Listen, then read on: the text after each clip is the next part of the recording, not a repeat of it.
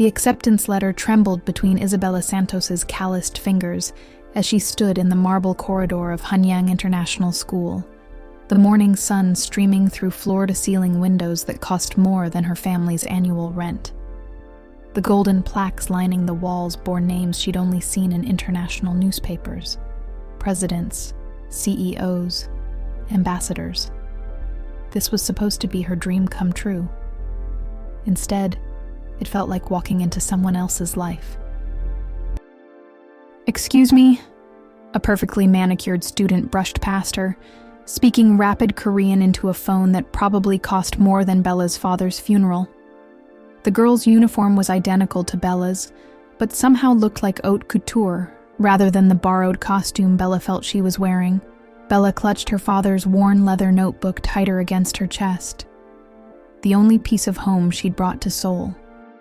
3 months ago, she'd been serving café com late to tired office workers in Sao Paulo, dreaming of university scholarships that seemed as distant as the Korean characters she was now desperately trying to decode.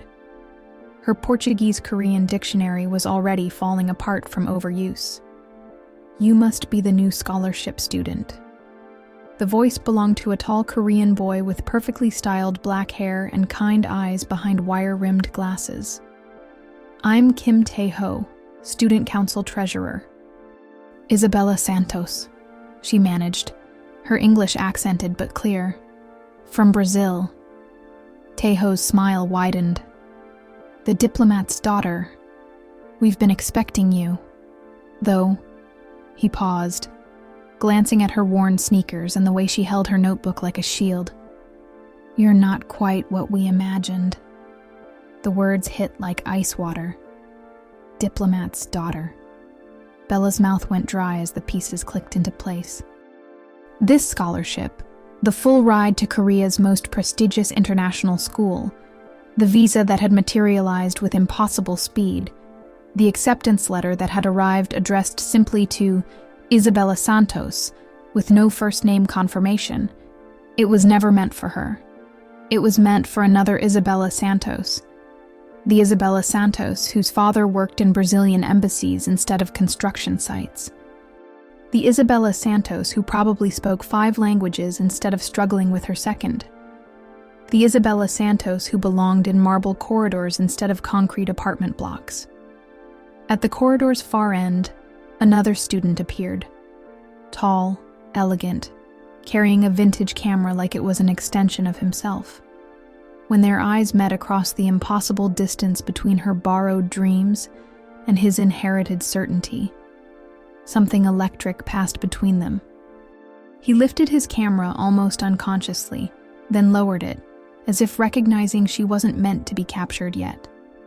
The morning bell chimed like a countdown. 1 mistake, 2 worlds. How long before someone discovered the truth? If the scholarship of your lifetime came from a lie you never told, would you have the courage to stay and fight for it? Bella's first class was Advanced International Relations, taught by Professor Kim Yoon-hee, an elegant woman whose sharp eyes seemed to see straight through manufactured facades. The classroom buzzed with conversations in multiple languages, Korean students effortlessly switching between English and Mandarin, discussing weekend trips to Tokyo or family dinners with cabinet ministers. Bella slipped into a back seat, hoping invisibility was a skill she could master as quickly as Korean grammar. Her notebook fell open to her father's handwriting, construction estimates written in Portuguese, grocery lists, and in the margins, his dreams for her education written in careful English. "My Bella will see the world differently than me." "Miss Santos," Professor Kim's voice cut through the chatter. "Since you're joining us from Brazil, perhaps you could share your perspective on the current diplomatic relations between Mercosur and ASEAN?" Every head turned toward her. Bella's heart hammered against her ribs. She knew about Mercosur the way any Brazilian student would, but these weren't Brazilian students. These were future ambassadors who probably had uncles negotiating those very treaties. "Well," Bella began, her voice steadier than she felt, Brazil has been seeking stronger partnerships with Southeast Asian markets, particularly in agricultural exports and technology transfer. But the challenge is balancing regional loyalty within Mercosur while expanding Asian partnerships. The classroom fell silent. Professor Kim's eyebrows rose slightly, not in condescension, but in genuine interest. Interesting analysis. And what do you think drives that balancing act? This time, Bella thought of her father's construction crew, men who'd lost jobs when factories moved to Asia, who'd found new ones building infrastructure for Brazilian companies expanding overseas. Personal stakes, she said. It's not just about economics on paper. It's about families whose livelihoods depend on these decisions. A murmur rippled through the room. In the front row, a girl with impossibly perfect hair and designer bag turned to study Bella with new attention. Her nameplate read, Han So Young, and her stare felt like being examined under a microscope.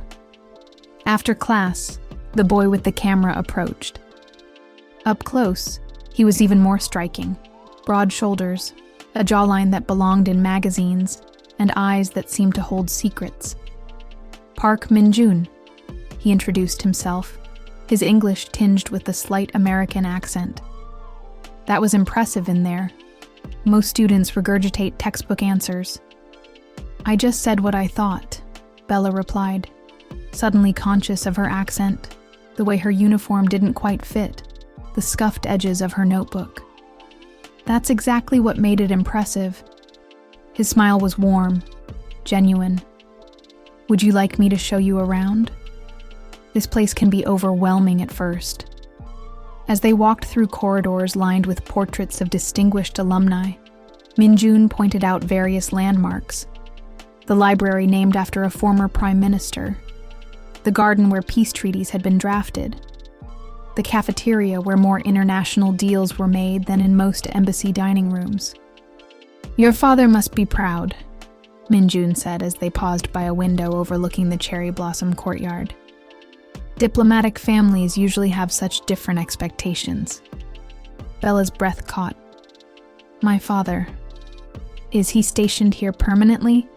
Or are you boarding while he handles assignments elsewhere? The lie formed on her lips before she could stop it.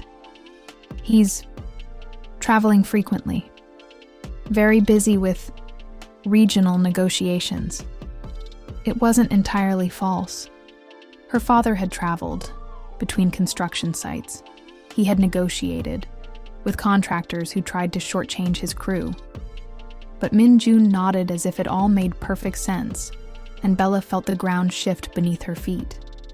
She was living someone else's story, and with every word, she was writing herself deeper into it. But as Min-jun raised his camera to photograph the cherry blossoms, catching her reflection in the window glass, she wondered, what happened when cameras captured truths that words tried to hide? The Hanyang International Dormitory felt like a luxury hotel that had been accidentally populated by teenagers.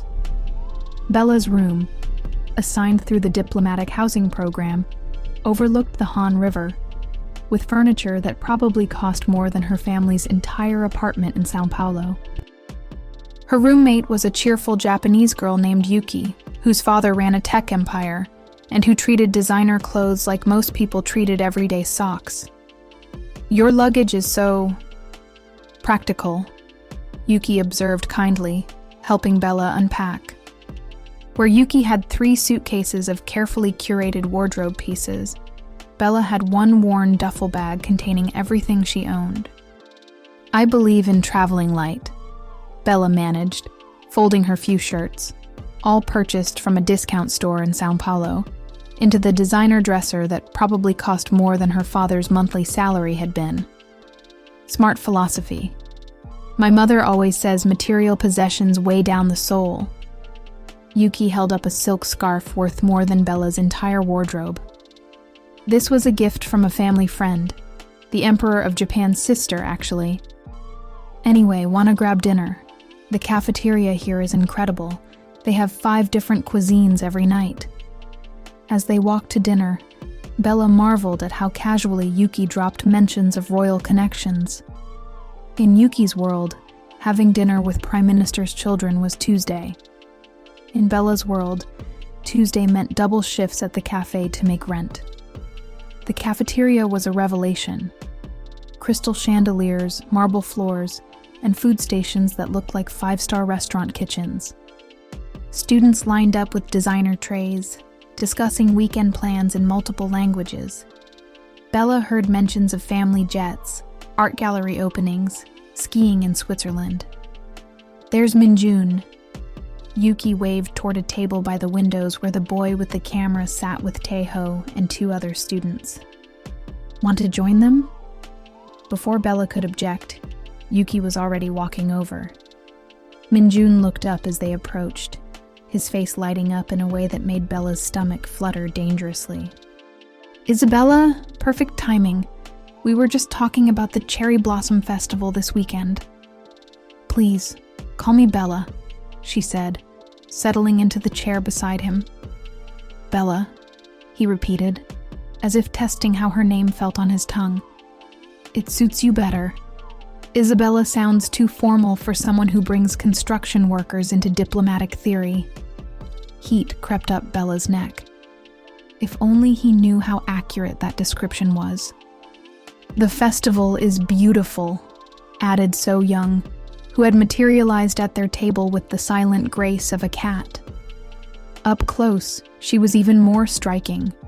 Porcelain skin, perfectly applied subtle makeup, and an aura of belonging that Bella envied desperately. Though I suppose you've seen many cultural festivals growing up in diplomatic circles. There it was again. The assumption that Bella's life had been filled with embassy parties and international schools. So Young's tone was pleasant, but her eyes were sharp, calculating. "Every festival teaches you something new," Bella replied carefully. "Context changes everything."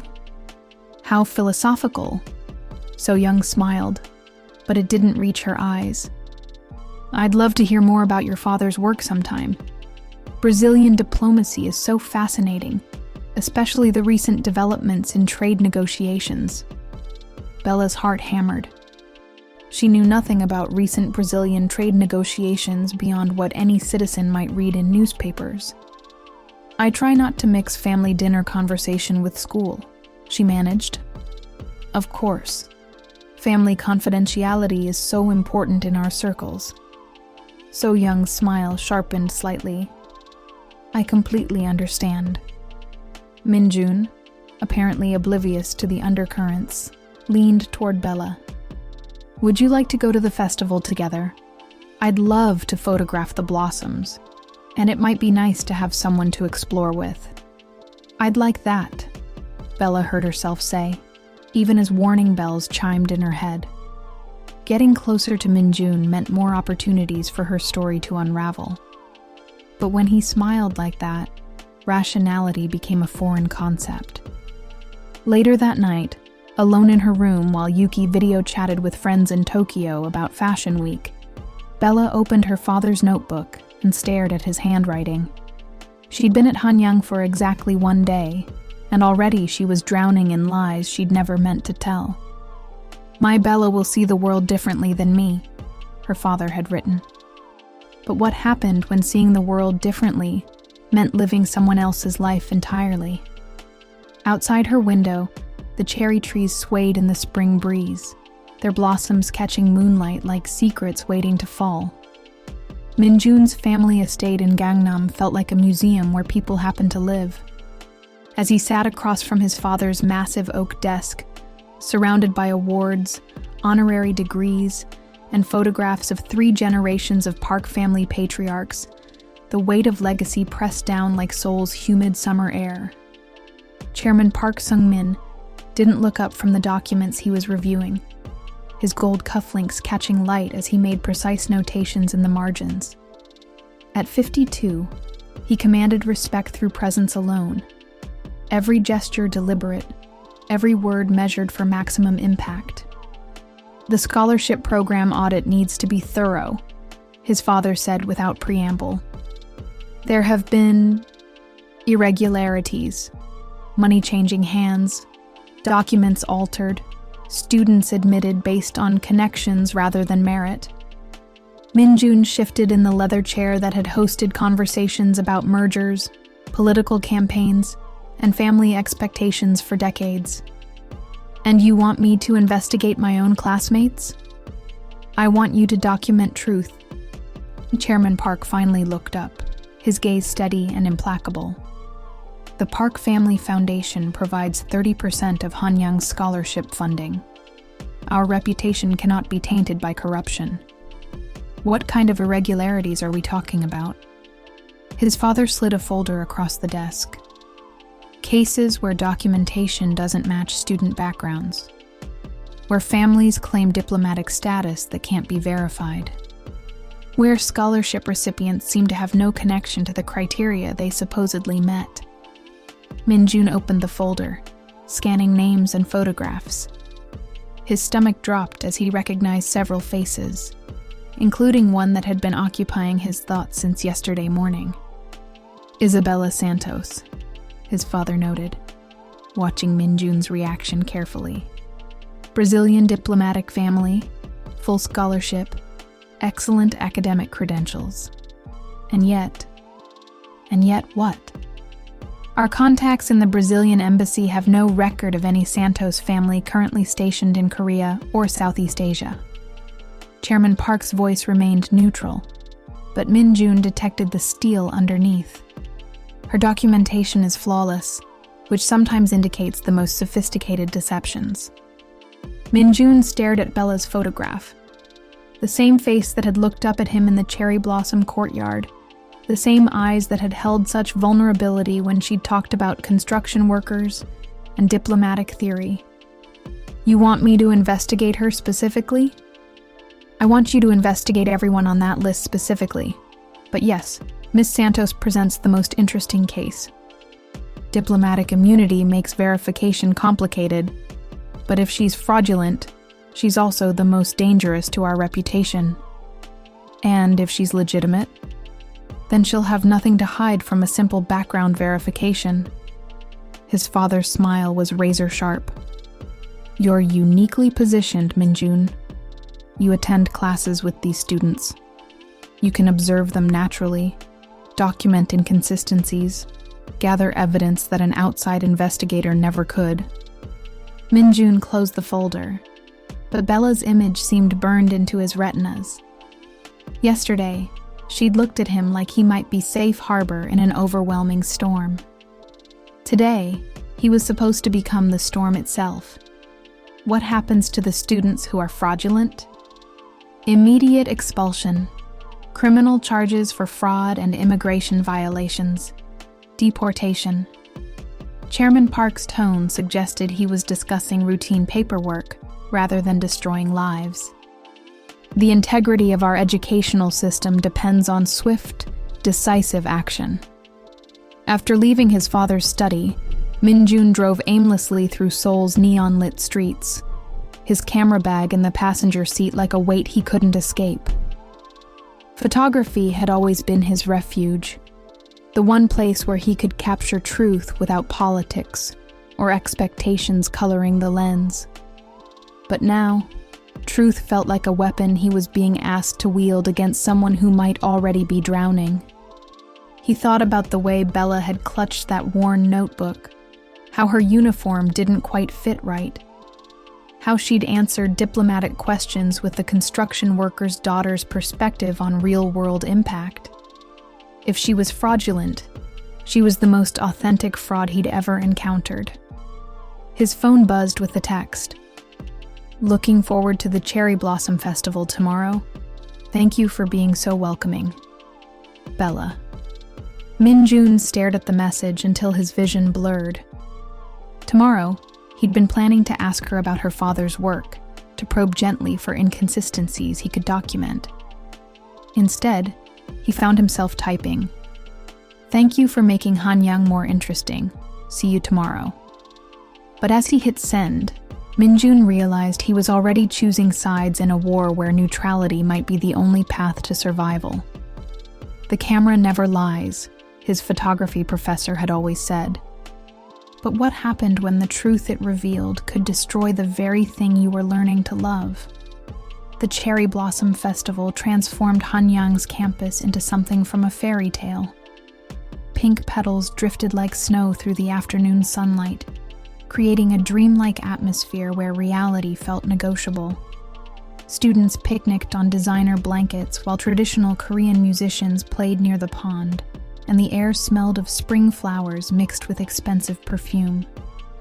Bella wore her best dress, a simple blue cotton piece she'd bought for her high school graduation, and felt underdressed among the flowing designer pieces surrounding her. But when Minjun appeared with his camera slung casually over a charcoal sweater that probably cost more than her monthly allowance in São Paulo, his smile made her feel like she belonged exactly where she was. "You look beautiful," he said simply. And the way he said it, without calculation or agenda, made her believe it might actually be true. They walked among the cherry trees, Minjun occasionally pausing to photograph moments that caught his eye. Children chasing falling petals, elderly couples sharing traditional sweets, groups of students laughing together in multiple languages. His photography was different from what Bella had expected. Instead of posed shots or obvious beauty, he captured authentic moments when people forgot to perform. "Why photography?" she asked, as he adjusted his lens to capture afternoon light filtering through blossoms. "Because it's honest," he replied, not taking his eye from the viewfinder. People can lie with words, manipulate with expressions, perform with gestures, but cameras catch the moments between performances. The real expressions when people think no one's looking. Bella's chest tightened. What if someone doesn't want those moments captured? Everyone has the right to privacy. Minjun lowered his camera, studying her face. But sometimes people are more beautiful in their unguarded moments than in all their carefully constructed ones. Before Bella could respond, So Young appeared beside them with the silent grace she seemed to have perfected. Today, she wore a flowing white dress that made her look like she belonged in a Korean drama. Her hair adorned with subtle cherry blossom pins that probably cost more than Bella's entire outfit. "What a gorgeous day for the festival," So Young said warmly. "Minjun, your photographs are going to be stunning. And Bella, you must have so many stories about cultural celebrations from your father's postings." There it was again, the diplomatic assumption that Bella couldn't correct without unraveling everything. "Every culture celebrates spring differently," Bella managed. "Of course. I'd love to hear about Brazilian spring festivals sometime." So Young's smile was perfectly pleasant, but her eyes held that calculating sharpness Bella was learning to recognize. "Actually, could I borrow Bella for a moment?" Girl talk. Minjun looked between them, clearly sensing undercurrents he couldn't quite identify. "I'll grab us some traditional sweets," he said finally. "Meet back here in 10 minutes? As soon as he was out of earshot, So Young's demeanor shifted subtly, the warmth remaining, but gaining a steel core that made Bella's skin prickle with warning. "Walk with me," So Young suggested, linking arms with Bella in a gesture that looked friendly but felt like being escorted. They strolled toward a quieter section of the garden, where the music faded and conversations became private. "You know," So Young began conversationally, "I have friends in the Brazilian diplomatic community. Quite a few, actually. My mother serves on several international committees." Bella's heart hammered, but she kept her expression neutral. "Seoul has a large international community." "Exactly. Which is why it's so interesting that none of them seem to know your father." So Young's tone remained light, almost chatty. "I made some calls after meeting you. Ambassador Silva, Councillor Rodriguez, even the trade attaché. None of them recall a Santos family currently stationed in this region." The cherry blossoms suddenly felt like confetti at a funeral. Bella stopped walking, forcing So Young to stop beside her. "What are you saying?" "I'm saying that your scholarship was meant for Isabella Santos, daughter of diplomatic counselor Carlos Santos, currently stationed in Singapore. I'm saying that Isabella, the real Isabella, never showed up to claim it." So Young's smile never wavered, but her eyes glittered with satisfaction.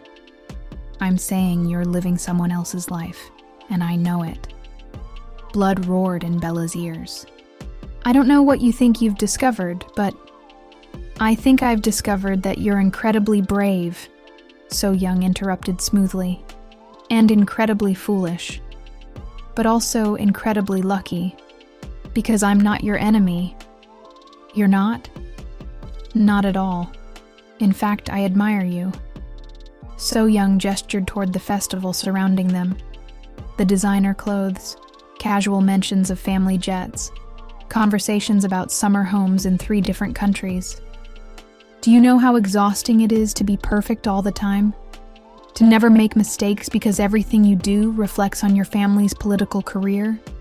To compete constantly with people who have the same advantages, the same connections, the same safety nets?"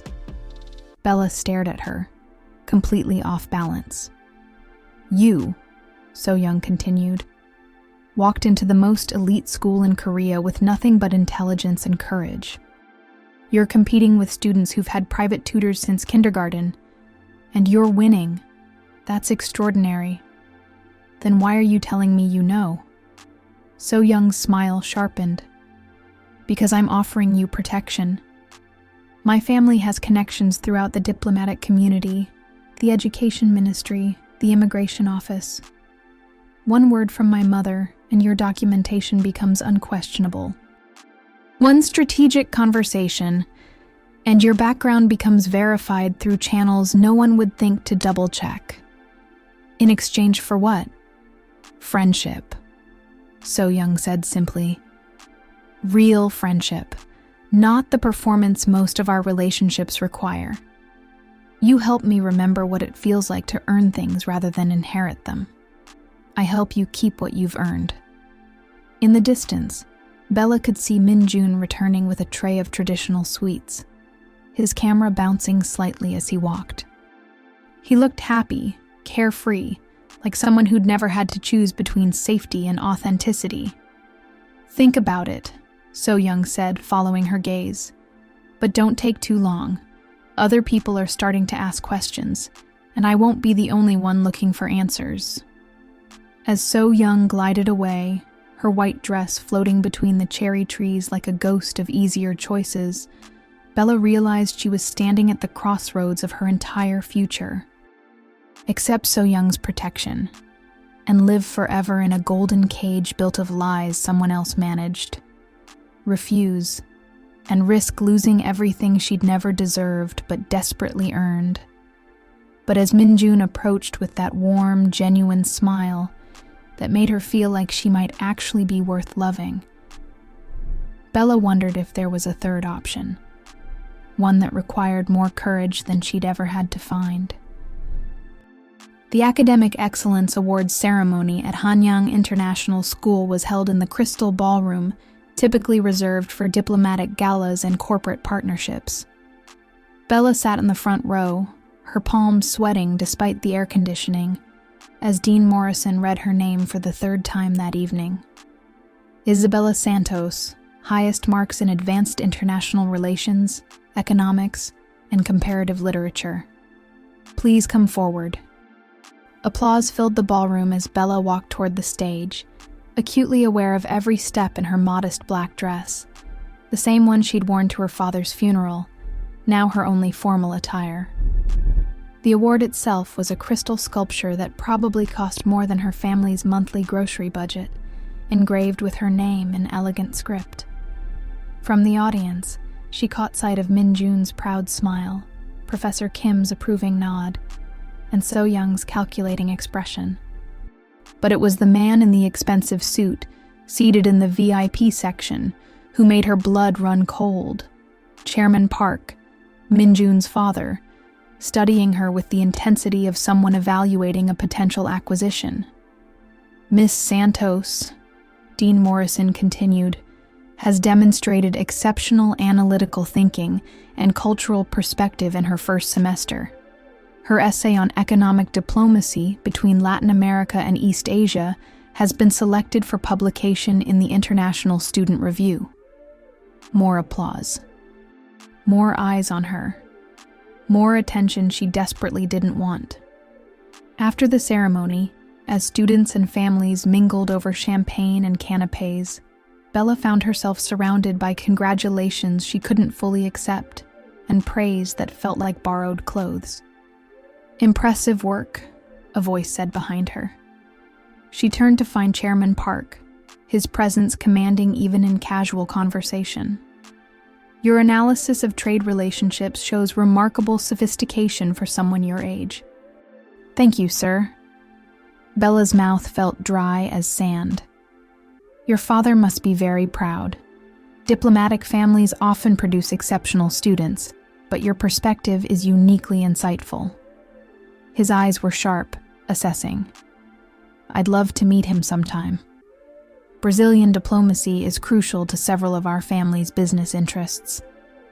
Before Bella could formulate a response that wasn't an outright lie, Min-jun appeared at her side, sliding his arm around her waist in a gesture that felt protective. "Father, I didn't realize you were coming tonight. I make it a point to attend events recognizing exceptional students," Chairman Park replied, his gaze never leaving Bella's face. "Particularly scholarship recipients.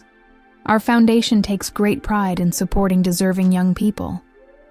"Bella definitely deserves recognition," Min-jun said, his voice warm with genuine pride. "Her perspectives challenge everyone to think differently."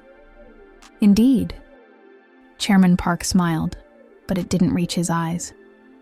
"I look forward to learning more about your background, Miss Santos. Perhaps dinner sometime soon?" As he walked away, Bella felt like she'd just survived her first interrogation. Min-jun squeezed her hand gently. "Sorry about that. Father can be intense when he meets students he finds interesting." "Interesting how?" "He's always looking for exceptional talent. Sometimes I think he evaluates people like potential investments." Min-jun's expression darkened slightly. "It's not personal. It's just how he sees the world." Later that evening, as Bella walked back to the dormitory with her Crystal Award, she found So Young waiting in the garden outside her building. Even in the dim lighting, she looked perfectly composed, as if waiting in gardens at midnight was a normal Tuesday activity. "Congratulations," So Young said, falling into step beside her. 3 awards in one night. Very impressive." "Thank you." "Also very dangerous." So Young's tone remained conversational, but the warning was clear. Excellence draws attention. Attention draws scrutiny. Scrutiny reveals truths people might prefer to keep hidden. They walked in silence for a moment, their footsteps echoing off the marble pathways. "Chairman Park seemed quite interested in meeting your father," So Young continued. "He mentioned it to my mother during the reception. Apparently, he's planning to invite your family to dinner next week." Bella stopped walking. "Next week?" "He's already asked his secretary to coordinate with the Brazilian diplomatic offices." So Young turned to face her, moonlight catching the subtle satisfaction in her expression. Imagine his surprise when they inform him that no Santos family is currently stationed in their Seoul office. The Crystal Award felt like it weighed 1,000 pounds in Bella's hands. "Of course," So Young continued thoughtfully. "If your documentation had already been verified through the proper channels, this would be a simple misunderstanding. Diplomatic families often maintain complex schedules. Records sometimes reflect outdated information." "Your offer still stands?" "My friendship always stands." So Young's smile was genuinely warm now, as if Bella had finally asked the right question. "But friendship requires trust, Bella. complete trust. Meaning? Meaning you tell me the whole truth, not just the parts that make you feel better about accepting help. So-young stepped closer, her voice dropping to barely above a whisper. I know you're not who you're supposed to be. I want to know who you actually are. Bella looked down at the award in her hands, her name engraved in elegant script that made her feel like she was holding someone else's achievement. Above them, the cherry trees swayed in the night breeze, their blossoms catching moonlight like secrets waiting to fall. If I tell you everything, what happens then? Then I help you become who you're meant to be, instead of pretending to be who you're not. So-young's expression softened almost imperceptibly. But you have to choose quickly, Bella. Chairman Park isn't the only one asking questions anymore.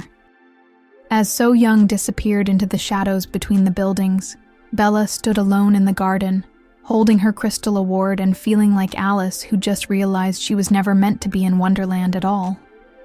But sometimes, she thought as she stared up at the Seoul skyline, the most beautiful dreams were the ones you never intended to have. The coffee shop in Hongdae buzzed with typical Seoul energy. University students bent over laptops, artists sketching in notebooks, entrepreneurs pitching ideas over Americanos that cost more than Bella used to make in tips during entire shifts. She sat in a corner booth, nursing a latte she couldn't really afford and staring at her phone screen. The email had arrived that morning, sent to her personal account rather than the school one, with a subject line that made her blood freeze. About the scholarship mix-up. Hi, I think you're living my life. Could we meet? Isabella Santos, the other one. Now, across from her sat a girl who could have been her reflection in an alternate universe mirror. The same dark hair, though professionally styled in layers that spoke of expensive salons. The same brown eyes, though framed by subtle makeup and designer glasses. The same height and build, though clothed in a cashmere sweater and tailored jeans that whispered rather than shouted their cost. You're not what I expected, the other Isabella said, stirring her coffee with manicured fingers that had never known calluses.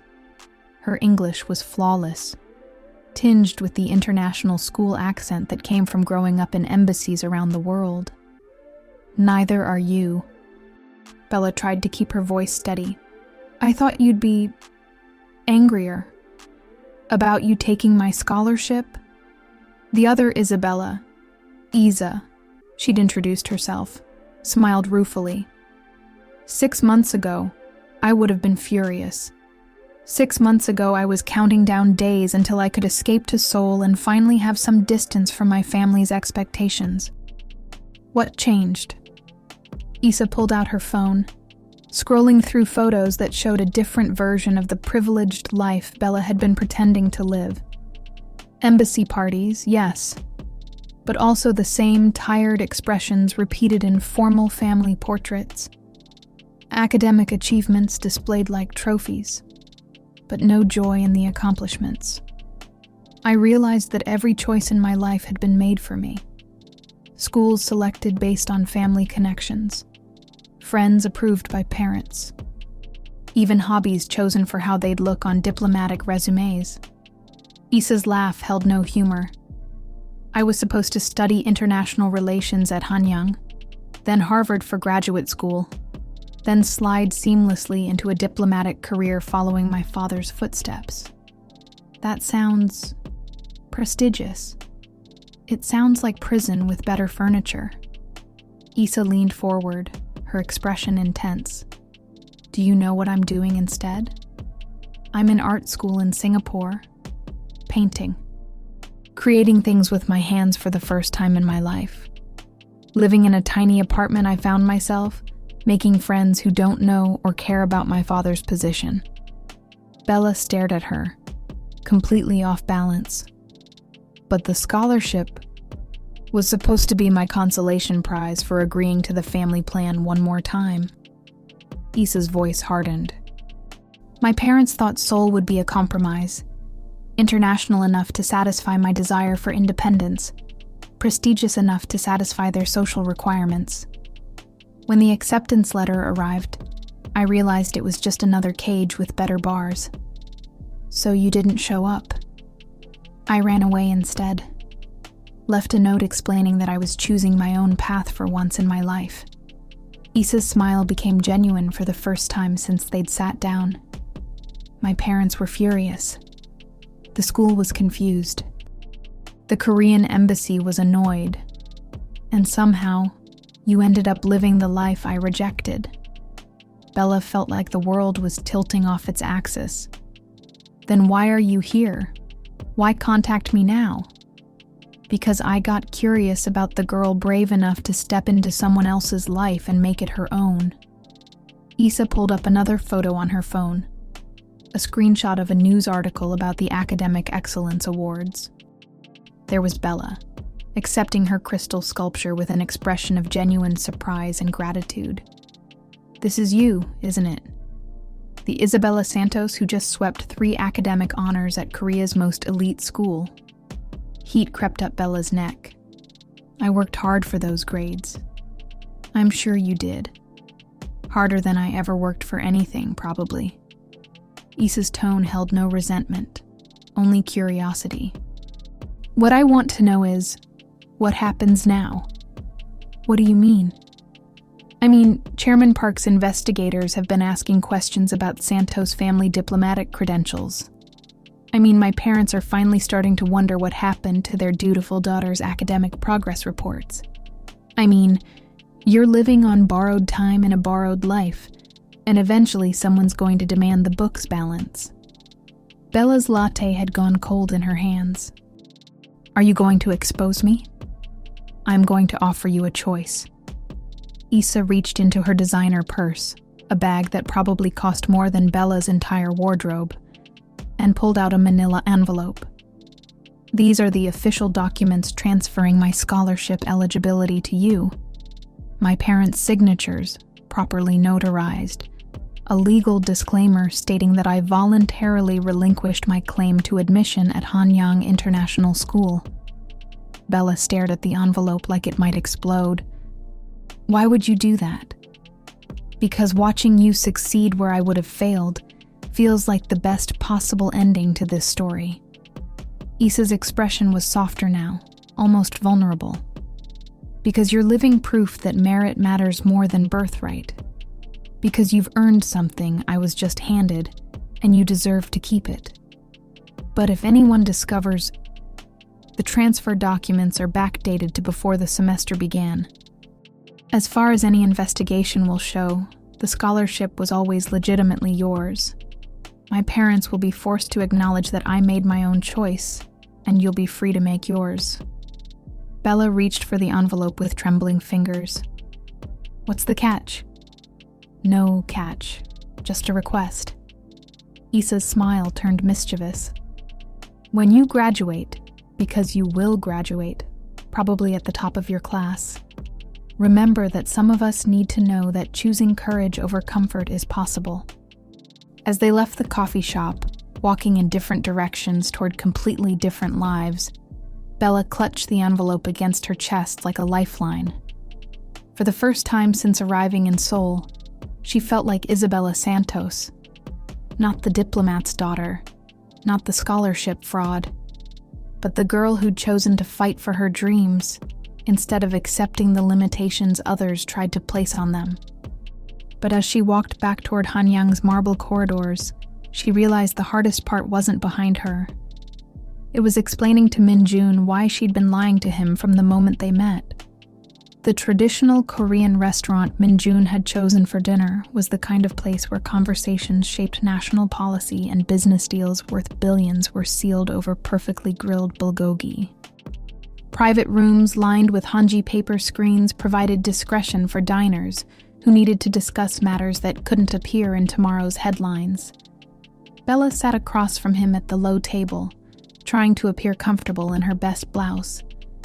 A simple white cotton piece that felt woefully inadequate among the silk and cashmere that typically grace these surroundings.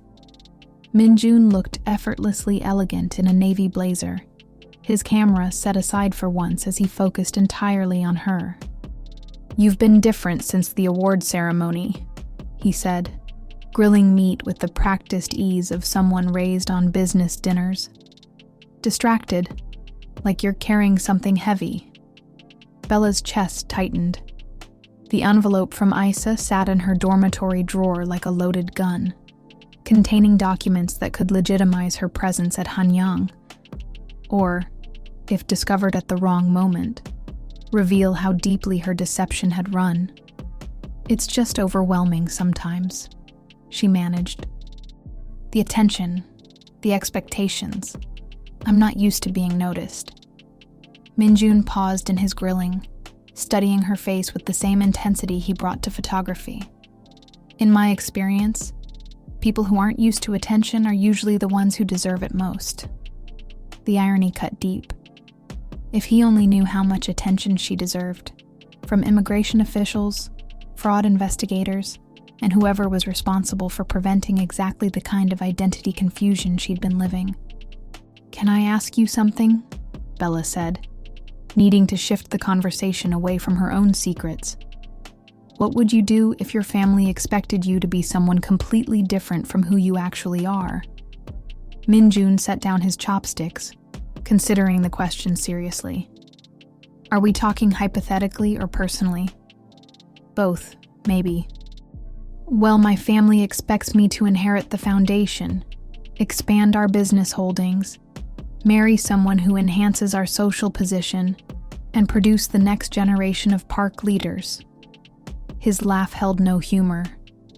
"What I actually want is to document truth through photography, travel to places where comfort zones don't exist, and maybe find someone who loves me for who I am rather than what I represent." That sounds lonely. Terrifying, actually. Choosing authenticity means risking everything: family support, financial security, social connections. It means betting everything on the hope that who you actually are is worth more than who you're supposed to be. Bella's throat constricted. "And if you discover that someone you care about has been pretending to be someone else? Someone they thought you'd find more acceptable?" Minjun reached across the table, covering her hand with his. His skin was warm, calloused from handling camera equipment, despite his privileged upbringing. "I'd wonder why they thought I was shallow enough to prefer a performance over the real person." His voice was gentle, but his eyes were serious. "I'd also wonder what they were so afraid of that honesty felt more dangerous than deception." Before Bella could respond, the sliding door to their private room opened without ceremony. Chairman Park stepped inside, his presence immediately commanding the space despite the casual way he'd interrupted their dinner. "Minjun, Miss Santos." He settled onto a cushion at their table without invitation, his expensive suit impeccably tailored even for an unplanned appearance. "I hope you don't mind the intrusion, but we need to discuss something urgent." Minjun's jaw tightened. "Father, this is a private dinner. This is a necessary conversation." Chairman Park's tone brooked no argument. He pulled out a folder Bella recognized with growing horror, the same type Minjun had been carrying to photograph her academic achievements, her moments of unguarded happiness, her growing comfort in a world she'd never been meant to enter. "The Foundation has completed its preliminary investigation into scholarship irregularities," Chairman Park continued, his eyes never leaving Bella's face. "We've discovered several concerning discrepancies." Minjun went very still. "What kind of discrepancies?" "The kind that suggests some of our scholarship recipients may not be who they claim to be." Chairman Park opened the folder, revealing photographs and documents that made Bella's vision blur at the edges. "Miss Santos, your documentation shows a diplomatic family background that our investigation cannot verify." "Father," Minjun began, but Chairman Park held up a hand. "The Brazilian embassy has no record of your family.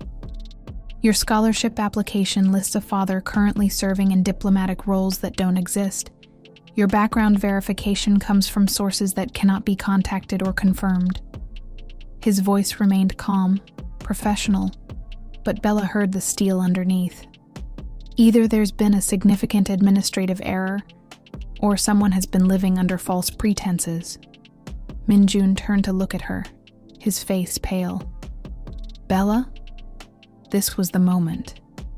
She could pull out Issa's envelope, present the transfer documents that would legitimize everything retroactively. She could explain about the mix-up, the coincidence, the other Isabella who'd chosen art school over diplomatic expectations. Instead, she heard herself saying, "I need to tell you both something." Chairman Park leaned back slightly, victory already gleaming in his eyes. Minjun looked like he was watching something precious shatter in slow motion. "My father wasn't a diplomat," Bella said, her voice steady despite the earthquake in her chest. "He was a construction worker in São Paulo. He died in an accident 18 months ago, leaving my mother and me with debts we couldn't pay and dreams we couldn't afford." The silence that followed felt like the moment before impact in a devastating crash. "My scholarship was meant for another Isabella Santos, the daughter of diplomatic counselor Carlos Santos. When the acceptance letter arrived with just my name, no additional identification, I thought it was a miracle." Bella looked directly at Chairman Park, then at Minjun. "I knew it was wrong. I knew I was taking something that belonged to someone else, but I also knew it was my only chance to have the education my father dreamed of giving me." Minjun's expression was unreadable, but she saw the exact moment when trust became something else entirely. "So everything you've told me about your family, your background, your experience with diplomatic culture, all of it was lies?" His voice was quiet, which somehow made it worse than anger would have been.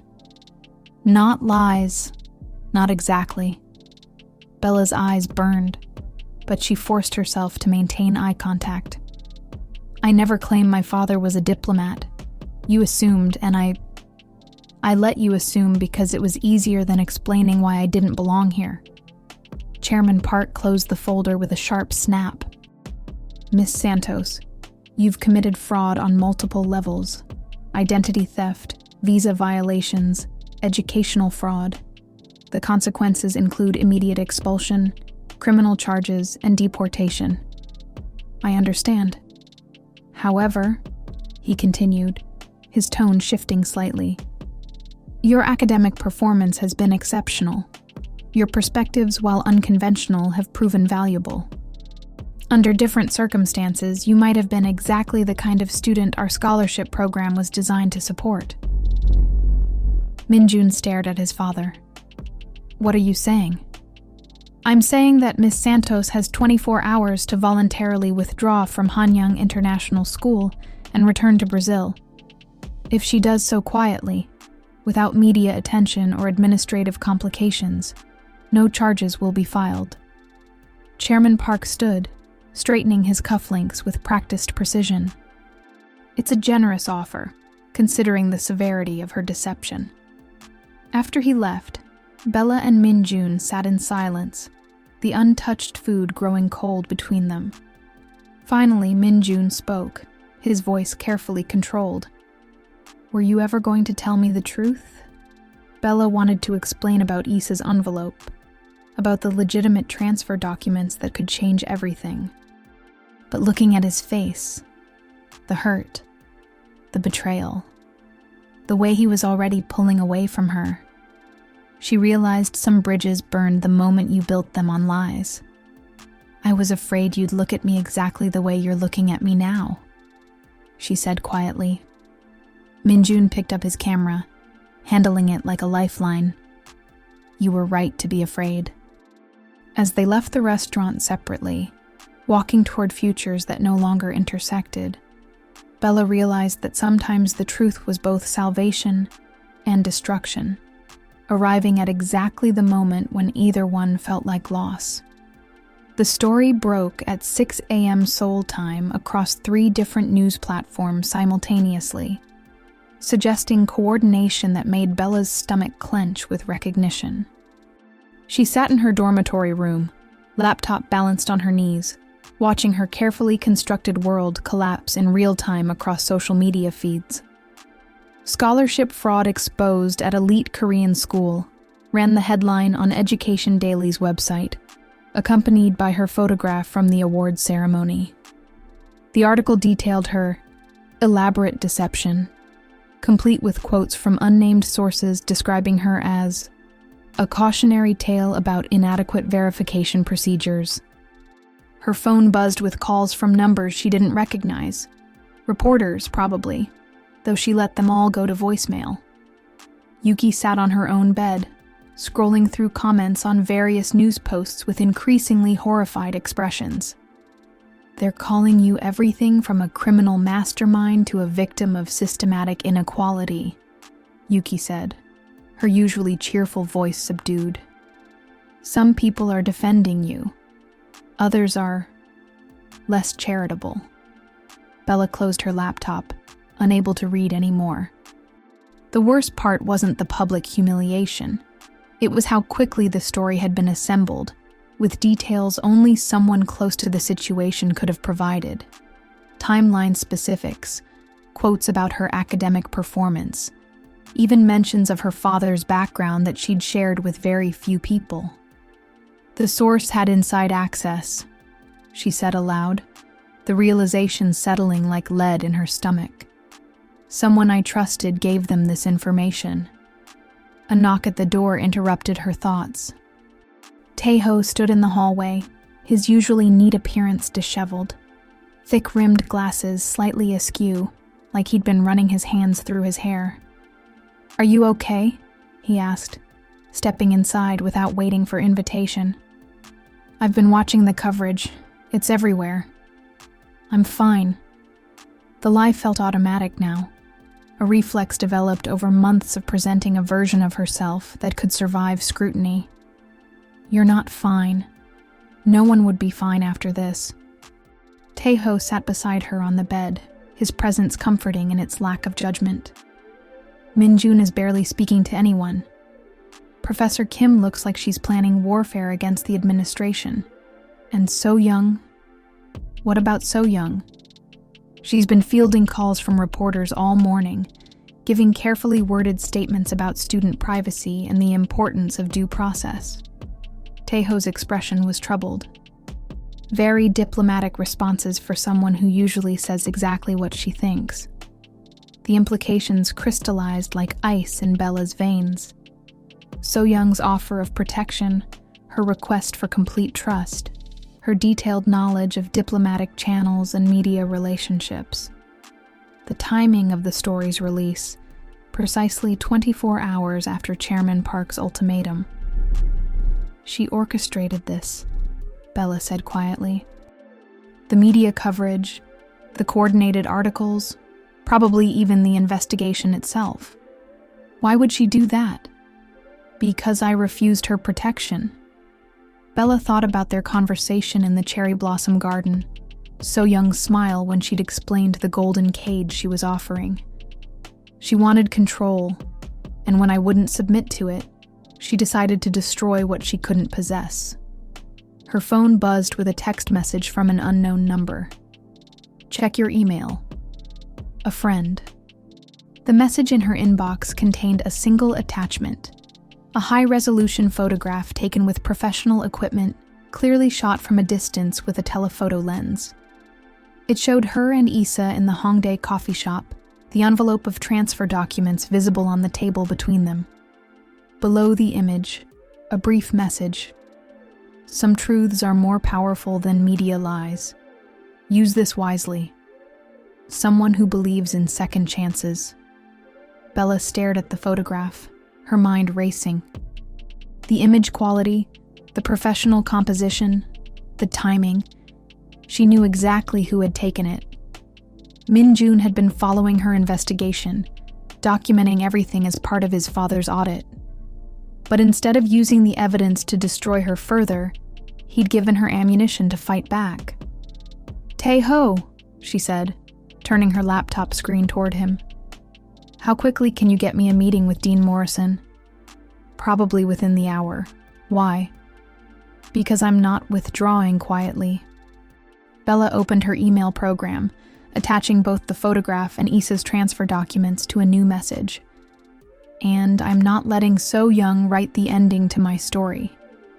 As she typed, explaining the scholarship mix-up, Issa's voluntary relinquishment, and the legitimate transfer of eligibility, Bella felt something shift inside her chest. For months, she'd been living defensively, trying to protect a lie that had never really been hers. Now, armed with truth and evidence, she was finally ready to fight for something that actually belonged to her. The media storm had been designed to wash her away quietly. Instead, it was about to become the platform for her first real stand. But as she hit send on the email that would either save or completely destroy her future, Bella realized that some battles were worth fighting regardless of the outcome, especially the ones that determined who you were allowed to become. Dean Morrison's office felt like a courtroom designed by someone with excellent taste and unlimited budget. Floor-to-ceiling windows overlooked the Han River. Expensive Korean art adorned the walls, and the silence had the weighted quality of important decisions being made. Bella sat across from the dean's imposing desk.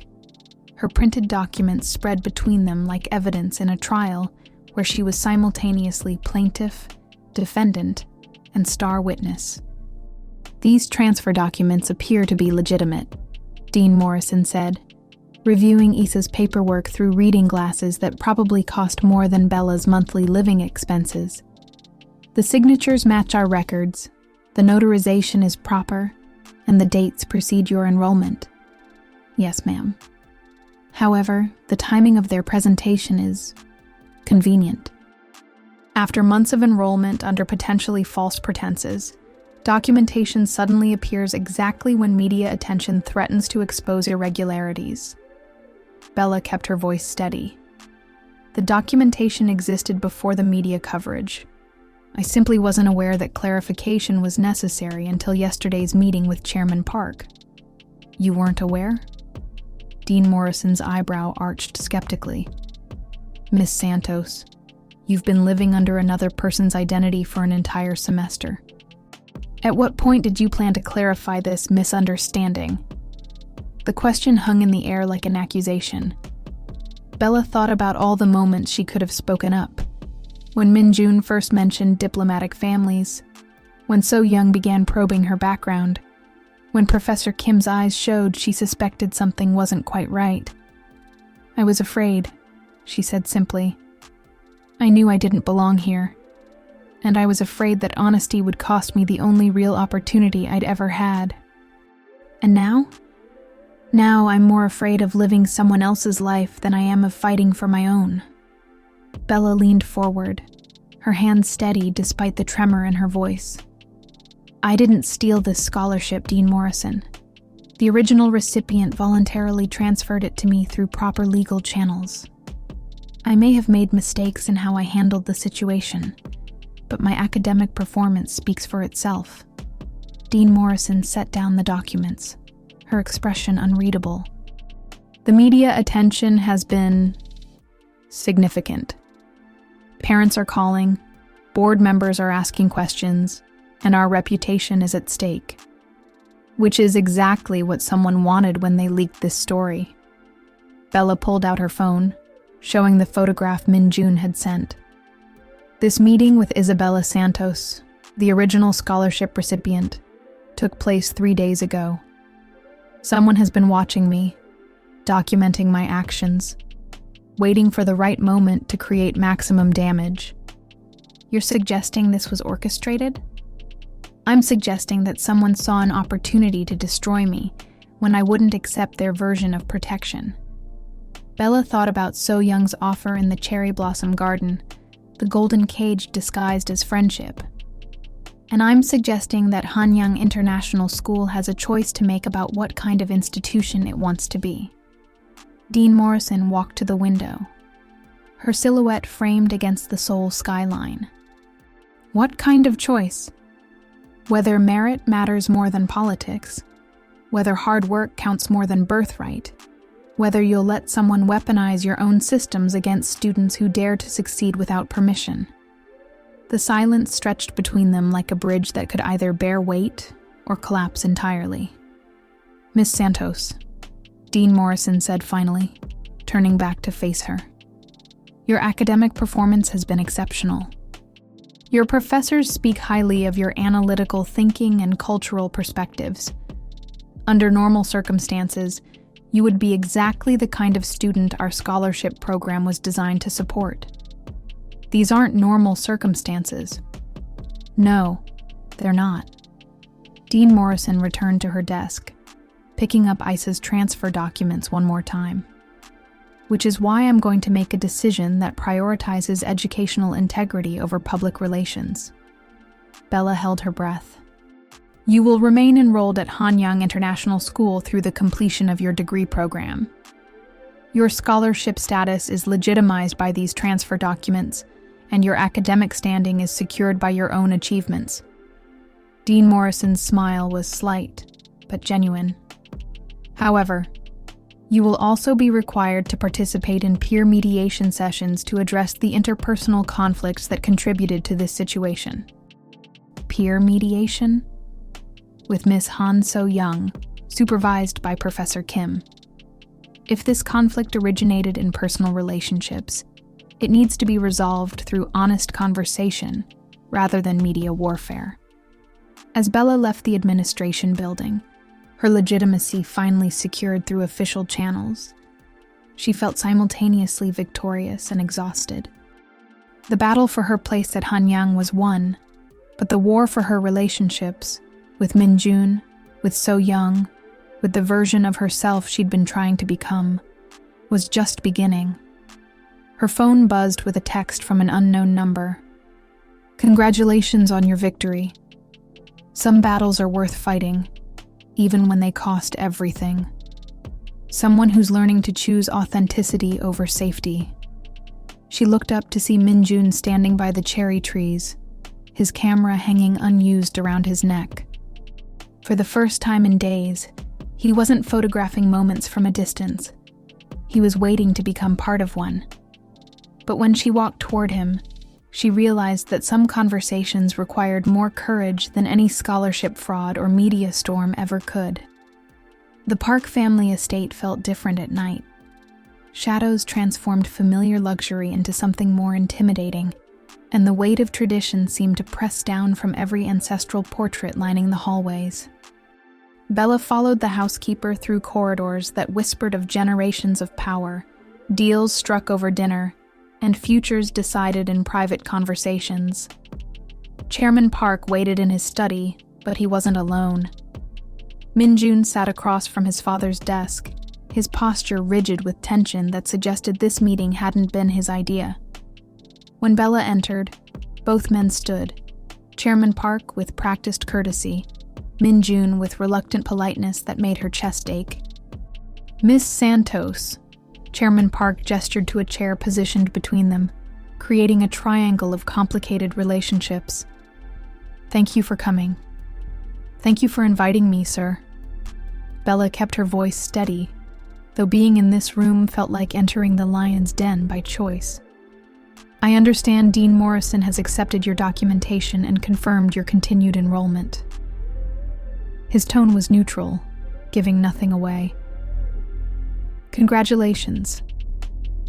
"Thank you. However, my son tells me that your relationship with him was built on deception from the beginning." Chairman Park's eyes were sharp, assessing. "That troubles me more than scholarship irregularities ever could." Minjun shifted uncomfortably.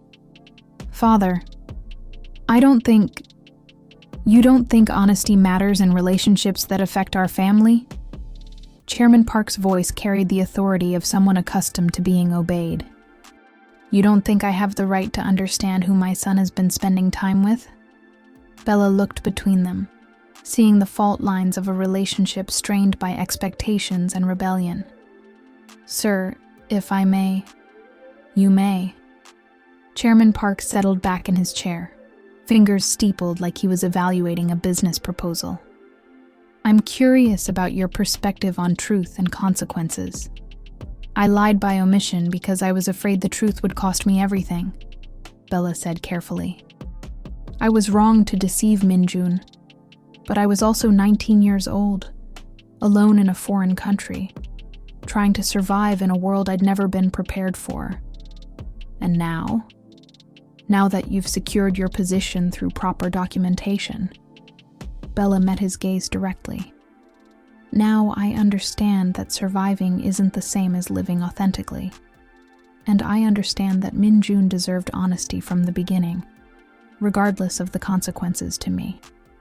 Chairman Park nodded slowly. What do you believe you owe my son now? The question hung in the air like a test with multiple wrong answers. Bella glanced at Minjun, whose expression was carefully neutral, offering no guidance. I owe him the truth about everything, not just the scholarship situation, but who I actually am, where I come from, and what I want from life.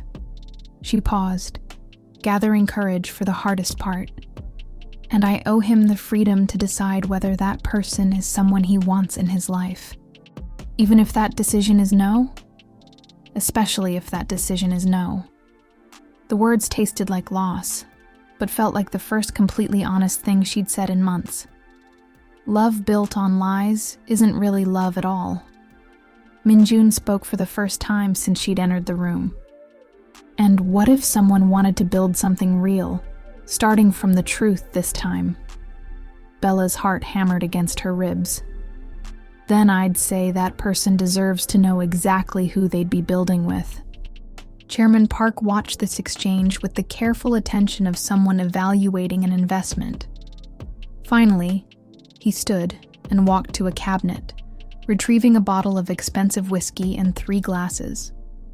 Miss Santos, my son has never brought anyone to this house before. Not casually, not seriously, not ever. He poured amber liquid into each glass with practiced precision. His previous relationships were with young women from appropriate families, suitable backgrounds, predetermined compatibility. Father, Minjun warned. Those relationships bored him, Chairman Park continued, ignoring his son's discomfort. They were safe, predictable, and ultimately meaningless because they required nothing of him except showing up. He handed each of them a glass, the crystal catching light from the desk lamp. You, however, have challenged him in ways those other relationships never did. You've forced him to question assumptions, examine privileges, and consider what he actually values beyond social expectations. Chairman Park raised his glass slightly. That kind of challenge is either devastating or transformative. There's rarely middle ground. Sir? Bella wasn't sure if she was being complimented or warned.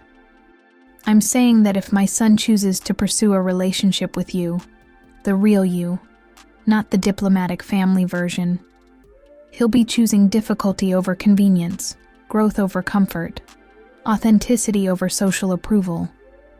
Chairman Park's smile was sharp, but not unkind. Those are choices that build character or break people entirely. Minjun set down his untouched whiskey. What are you really asking, Father? I'm asking whether you're prepared for the consequences of choosing love over expectation. Chairman Park's expression grew serious. Because if you pursue this relationship, you'll face criticism from people whose approval you've always taken for granted. You'll attend social events where Bella will be judged for her background, her accent, her lack of family connections. You'll defend choices that others will see as rebellious or foolish. And if I'm prepared for those consequences, then you'll have my support. Chairman Park's voice carried the weight of official pronouncement. But you'll also have my expectation that you'll treat this choice with the seriousness it deserves. He turned to Bella, his expression softening almost imperceptibly. Miss Santos, my son's happiness matters more to me than social conventions, but his growth matters more than his happiness. If you become part of his life, I expect you to challenge him to become his best self, not simply accept him as he is. I understand, sir. I hope you do. Chairman Park moved to the window, looking out at the Seoul skyline like a general surveying battlefield terrain. Because the easy part, securing your place at Hanyang, is finished. The hard part, building relationships based on truth rather than convenience, starts now.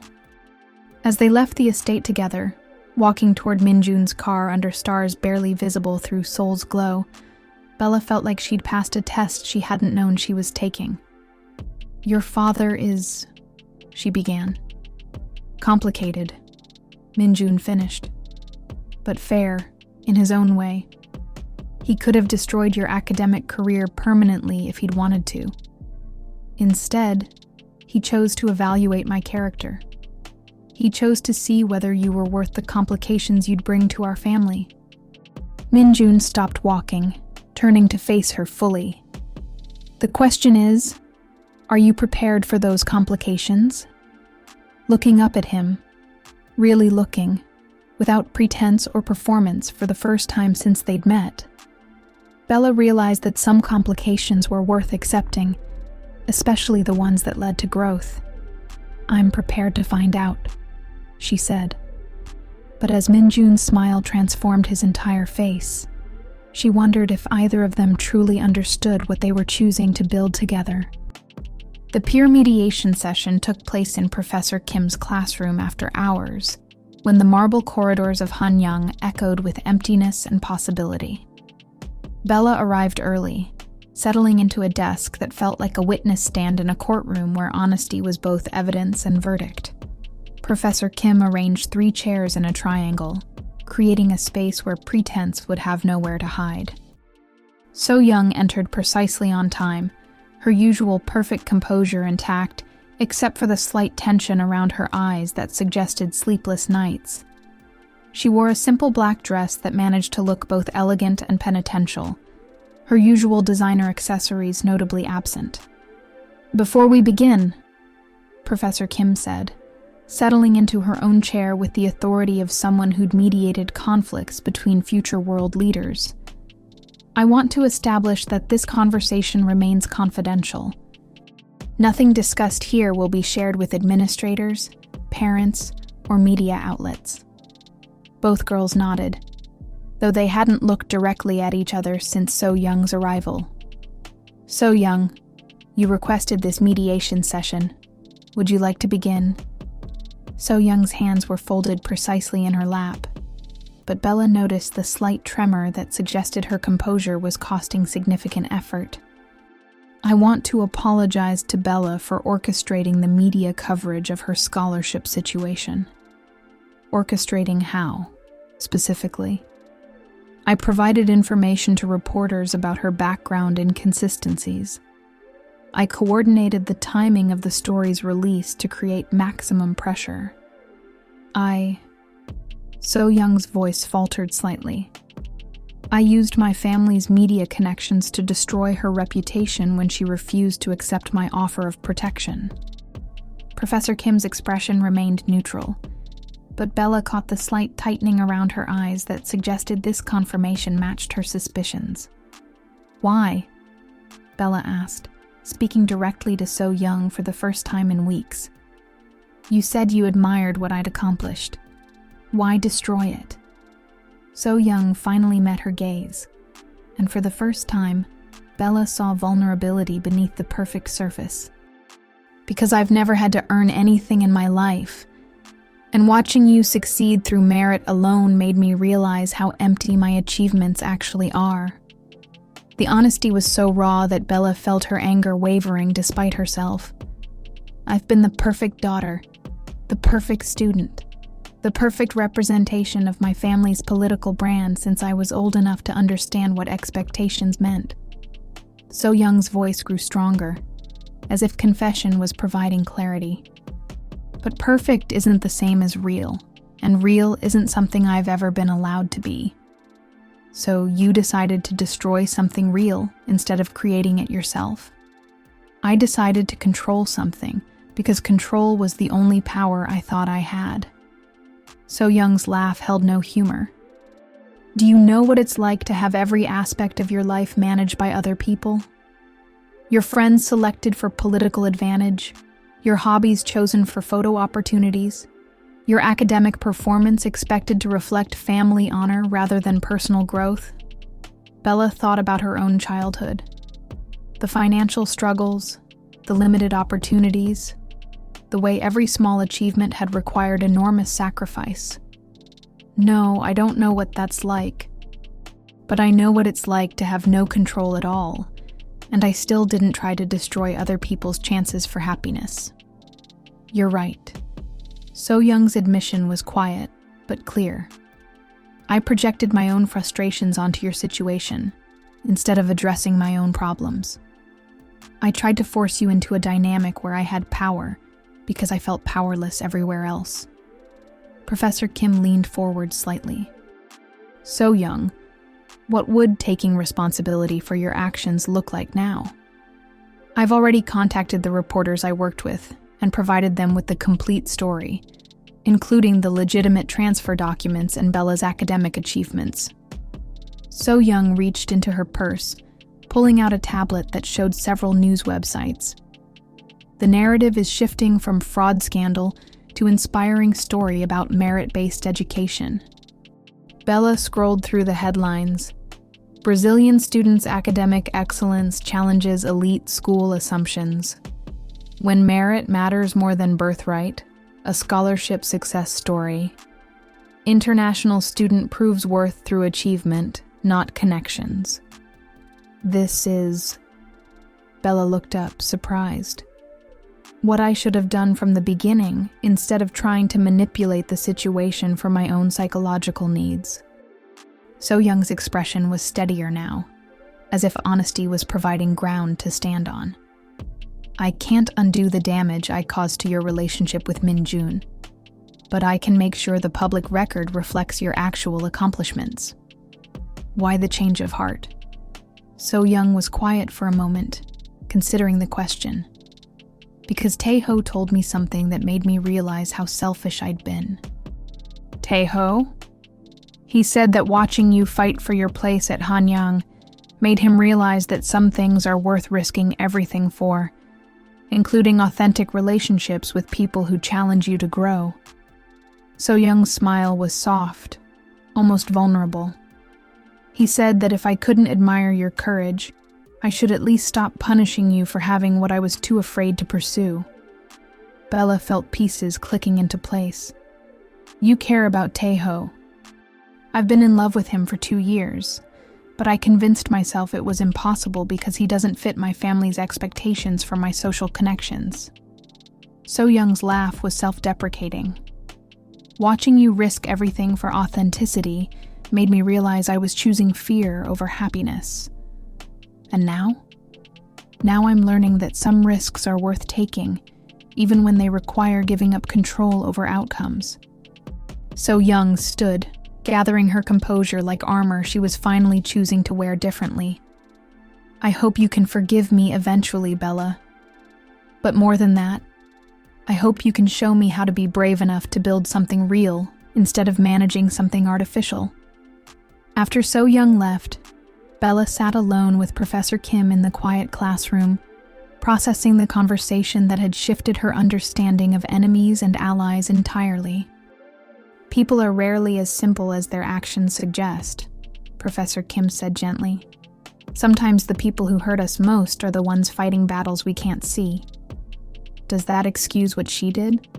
No, but it might explain why forgiveness serves your own growth more than holding grudges.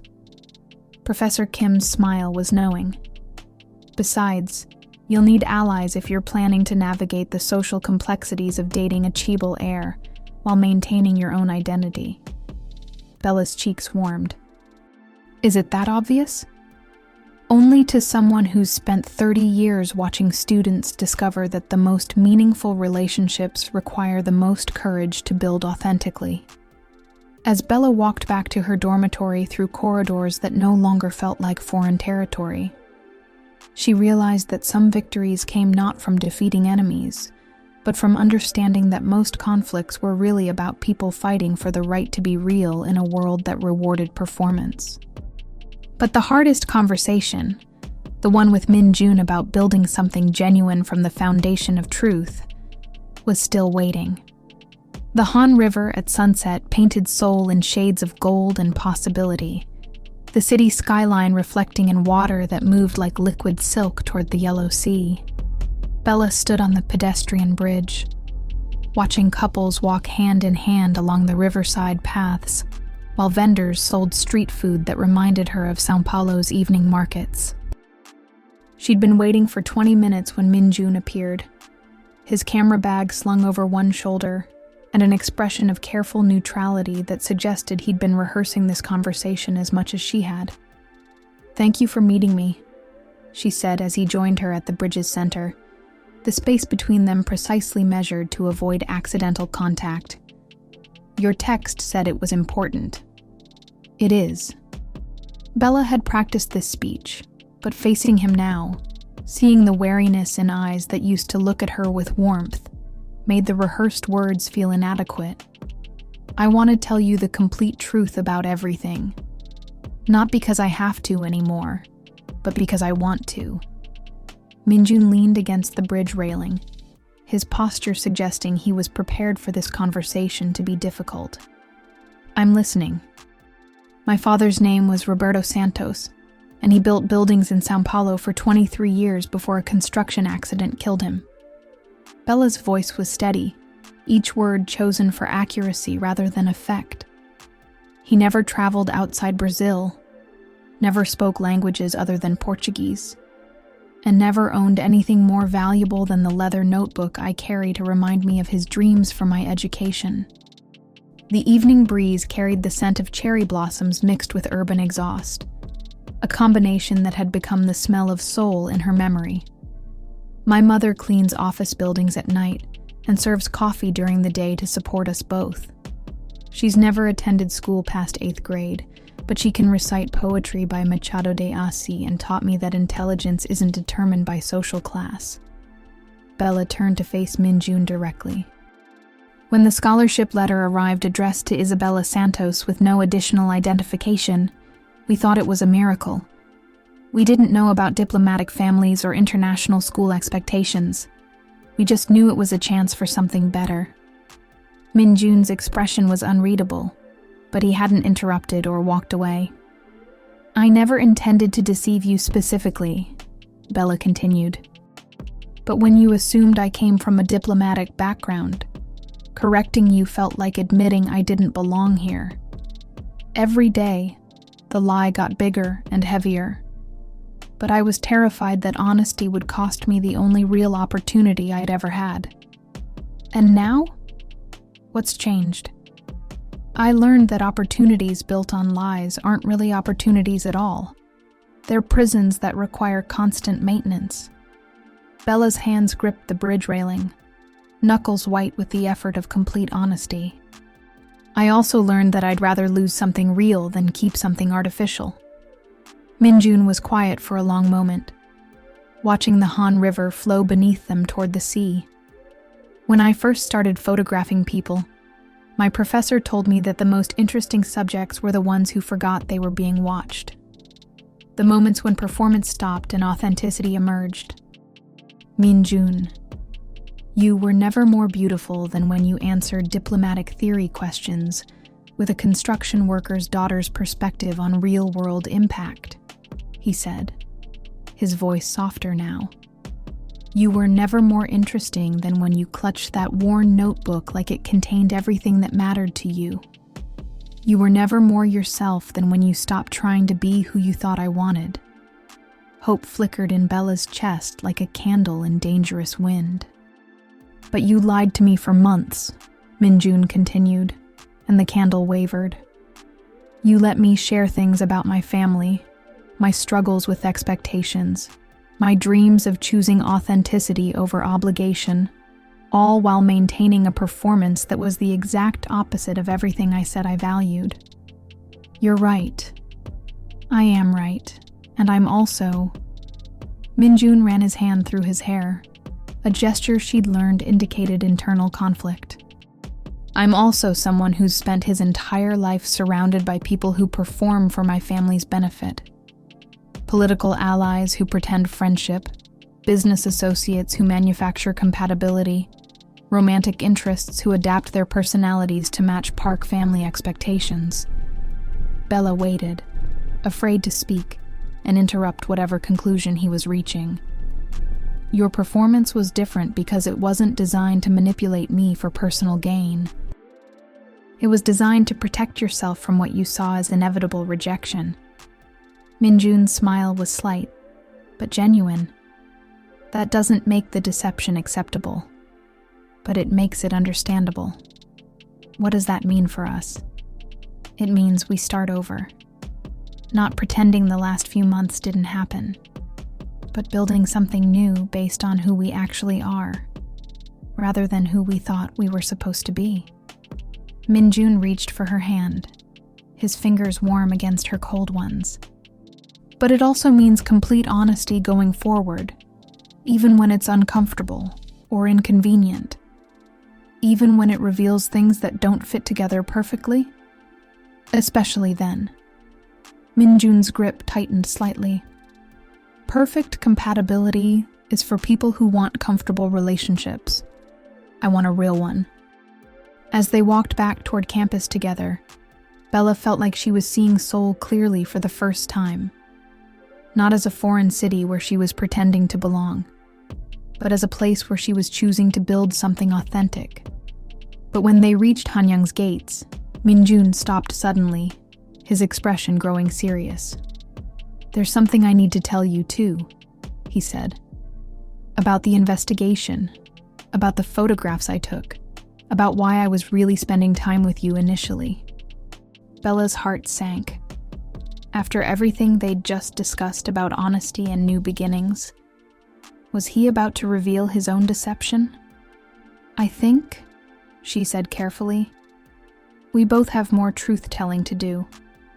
But as they walked through the marble corridors toward conversations that would either destroy them completely or forge something unbreakable, Bella realized that some relationships could only be built on the complete ruins of pretense.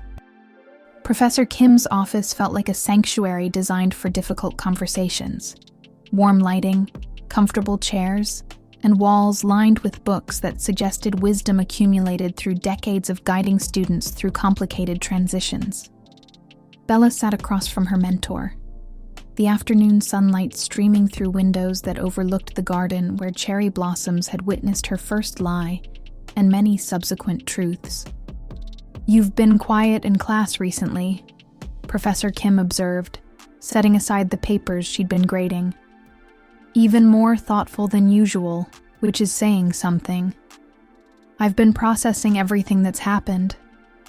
Bella fidgeted with her father's notebook, its worn leather cover soft from months of nervous handling. "Sometimes I feel like I understand the situation completely, and other times I feel like I'm missing something important." "Such as?" "Such as why you never asked me directly about my background, even though I could tell you suspected something wasn't right."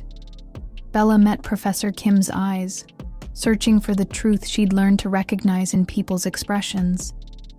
"You knew, didn't you, from the beginning?" Professor Kim was quiet for a moment, the kind of strategic silence teachers used when students needed space to reach their own conclusions. "I suspected that your experience with diplomatic families was more theoretical than practical," she said finally. "Your insights were too fresh, too unfiltered by the cynicism that usually develops in children who grow up in political environments. But you didn't expose me.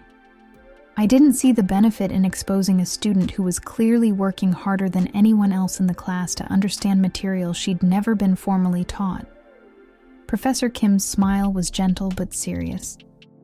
"Education is about developing potential, not punishing students for their starting points." Bella felt pieces of a larger puzzle shifting into place. "You were protecting me. I was creating space for you to find your own way to honesty." Professor Kim leaned forward slightly, her expression growing more intense. But I was also documenting everything, in case protection wasn't enough. Documenting what? Professor Kim opened her desk drawer, pulling out a folder that made Bella's chest tighten with recognition. Inside were copies of all her assignments, photographs of her participating in class discussions, and detailed notes about her academic progress and social interactions. A complete record of your educational journey at Hanyang, Professor Kim explained. Evidence that your academic performance was consistently exceptional, that your perspectives enhanced classroom discussions, and that your presence benefited not just your own learning, but your classmates as well. Why? Because I've been teaching international students for 30 years, and I've learned that sometimes the system fails students who deserve better. Professor Kim's voice carried the weight of experience and conviction. I wanted to make sure that if you were ever questioned about your legitimacy as a student here, there would be undeniable proof of your academic merit. Bella stared at the documentation, months of careful observation and advocacy she hadn't known existed. You were building a defense case before I even knew I needed one. I was building a complete picture of who you actually are, as opposed to who your paperwork suggested you should be. Professor Kim closed the folder, but kept her hands resting on top of it. Students like you, brilliant, determined, coming from backgrounds that don't traditionally produce international scholars, are exactly why educational institutions exist.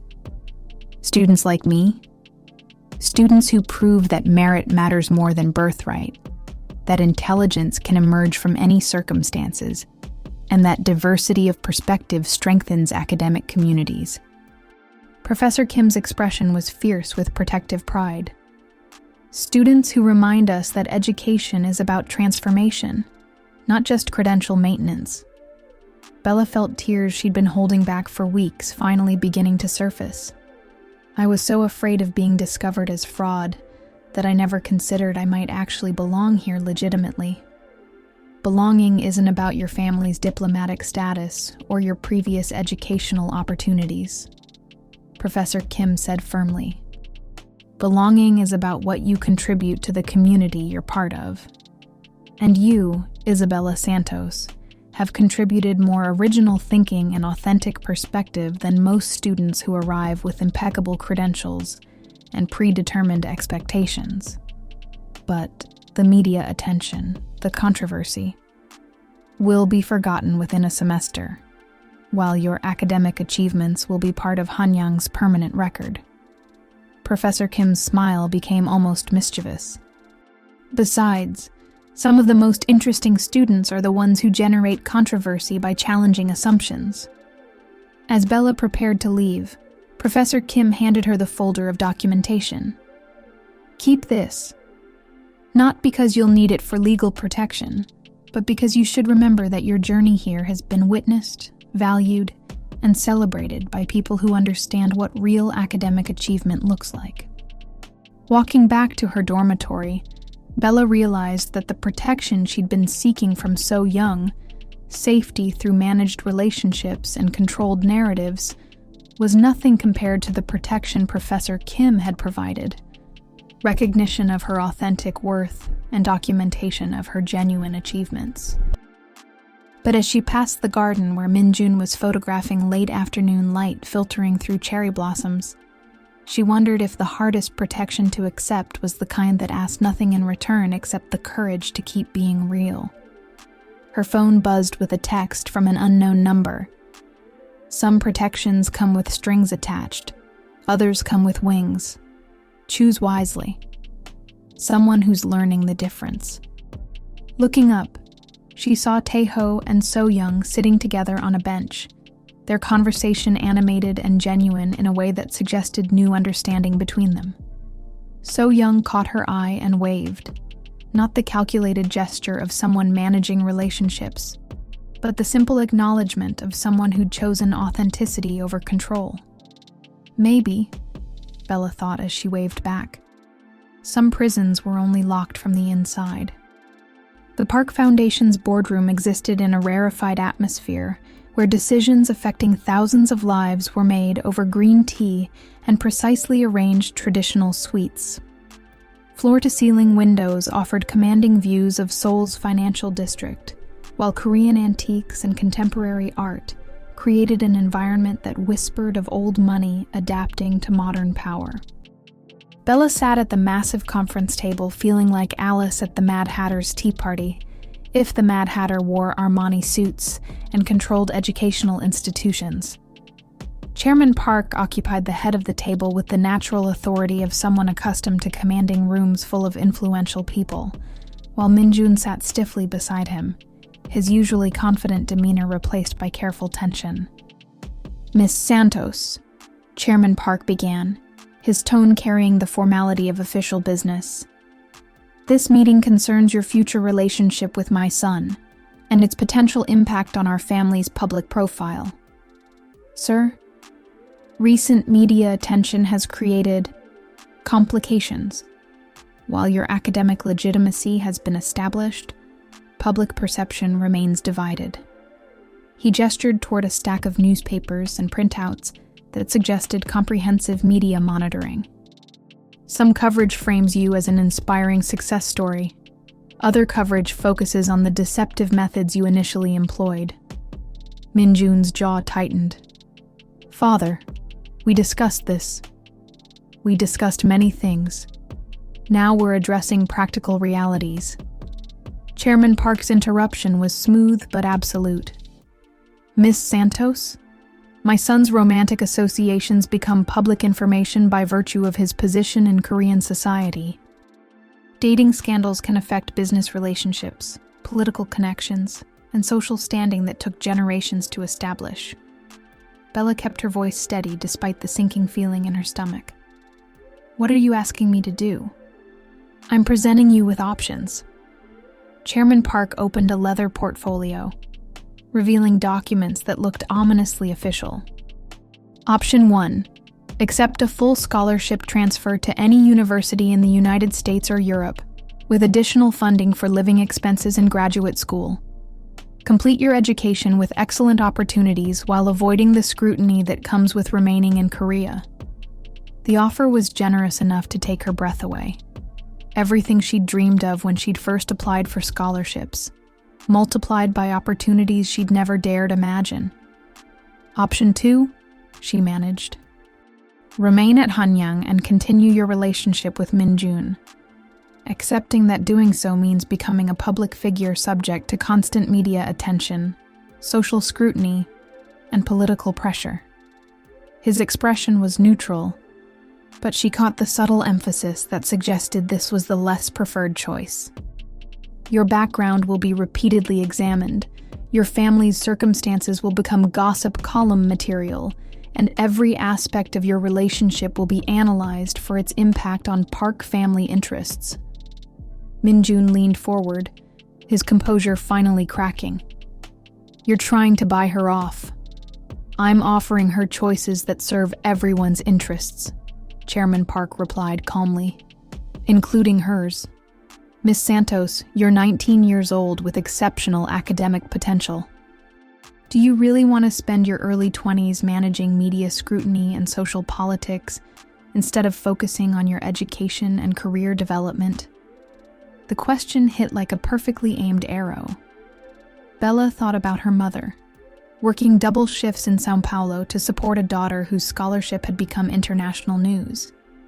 She thought about the reporters who still called occasionally, looking for new angles on the Brazilian scholarship story. She thought about So Young's transformation from enemy to ally, and wondered how many similar battles lay ahead. "What does Minjun want?" she asked, looking directly at him for the first time since entering the boardroom. "I want to make decisions about my own life without my father's financial incentives complicating them," Minjun replied, his voice tight with frustration. "That's not an answer to my question." Minjun was quiet for a moment, and she saw him struggling with the same calculation she was facing. Love versus practicality, authenticity versus convenience, courage versus safety. I want to build something real with you," he said finally. "But I also want you to have every opportunity you deserve, even if pursuing those opportunities means we can't be together." Chairman Park nodded approvingly at his son's response. Mature perspective. "Miss Santos, what's your inclination?" Bella stared at the scholarship documents, their official seals and prestigious letterheads representing futures she'd never thought possible. Harvard, Oxford, Stanford, institutions that could transform not just her own life, but her family's circumstances permanently. "Can I ask you something, sir?" "Of course." "If I were Korean, from an appropriate family background, would you be offering me these alternatives?" Chairman Park's smile was sharp, but not unkind. "If you were Korean from an appropriate family background, we wouldn't be having this conversation at all. Because the relationship would be socially acceptable, because the complications would be manageable through existing social networks and cultural expectations." He leaned back slightly, studying her with the intensity of someone evaluating a complex business proposition. "You're asking me to acknowledge that these offers are motivated by your background rather than your potential. I'm asking whether you believe I'm capable of handling the complications you're describing, or whether you've decided my background makes me inherently unsuitable regardless of my capabilities." The silence that followed felt like a chess match, where both players were calculating moves several steps ahead. "Miss Santos," Chairman Park said finally, "you've just demonstrated exactly the kind of analytical thinking that makes you unsuitable." "Sir?" "Most people in your position would either accept the generous offers immediately or reject them emotionally. You've instead questioned the underlying assumptions and challenged me to examine my own motivations." His expression was unreadable. "That suggests you might actually be capable of handling the complications I'm concerned about." Min-jun looked between them, clearly trying to follow a conversation that had shifted into territory he hadn't anticipated. "However," Chairman Park continued, "capability and advisability are different considerations. Just because you could handle these challenges doesn't mean you should have to." Bella stood, decision crystallizing in her chest like resolution made solid. "Sir, thank you for the generous offers. But I didn't come to Korea to take the easy path, and I'm not going to start now." "You're choosing option 2? "I'm choosing to build something worth the complications." She looked at Min-jun, whose expression had shifted from tension to something that looked like pride. "But I'm also choosing to do it on my own terms, without protection or management from anyone else's expectations." As they left the Park Foundation building together, Min-jun caught her hand, his grip warm and certain. "That was either very brave or very foolish," he said. "Probably both." Bella smiled, feeling lighter than she had in months. But at least it was completely honest. But as they walked toward futures that would require more courage than either of them had needed before, Bella realized that some ultimatums were actually invitations to discover what you were truly made of. The law library at Seoul National University felt like a cathedral dedicated to justice, its high ceilings and endless rows of legal texts creating an atmosphere of scholarly reverence that made even whispered conversations feel solemn. Bella sat surrounded by immigration law textbooks, Korean education statutes, and international student regulations, building her own defense strategy from the ground up.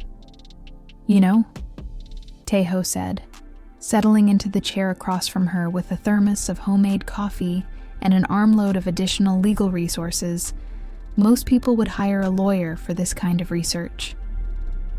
Most people can afford lawyers. Bella accepted the coffee gratefully, inhaling the familiar comfort of caffeine and friendship. "Besides, I want to understand every aspect of my situation myself, not just rely on someone else's interpretation." "Fair point. What have you discovered so far?"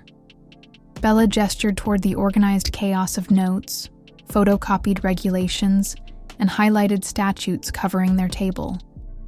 That my case is more complicated than anyone initially realized, but also more defensible than Chairman Park's investigators suggested. How so? The scholarship transfer from Isabella Santos to me was legally valid under both Korean and Brazilian diplomatic protocols, she explained, pulling out the relevant documentation. However, my initial enrollment under potentially false pretenses creates what lawyers call a good faith reliance scenario. Tae-ho adjusted his thick-rimmed glasses, leaning forward with the intense focus he brought to any intellectual challenge. Meaning? Meaning that if I genuinely believed I was eligible for the scholarship when I enrolled, and if I've fulfilled all academic requirements since enrollment, then my continued presence at Hanyang is legally justified, regardless of initial documentation irregularities. And if you didn't genuinely believe you were eligible, then it becomes fraud, with all the criminal and immigration consequences Chairman Park originally threatened.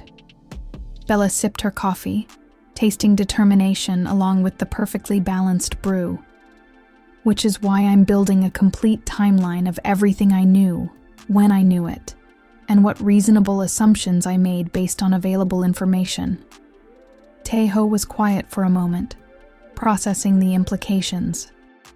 You're essentially putting your own intentions on trial. I'm proving that my actions, while ultimately deceptive, weren't criminal in intent or malicious in impact.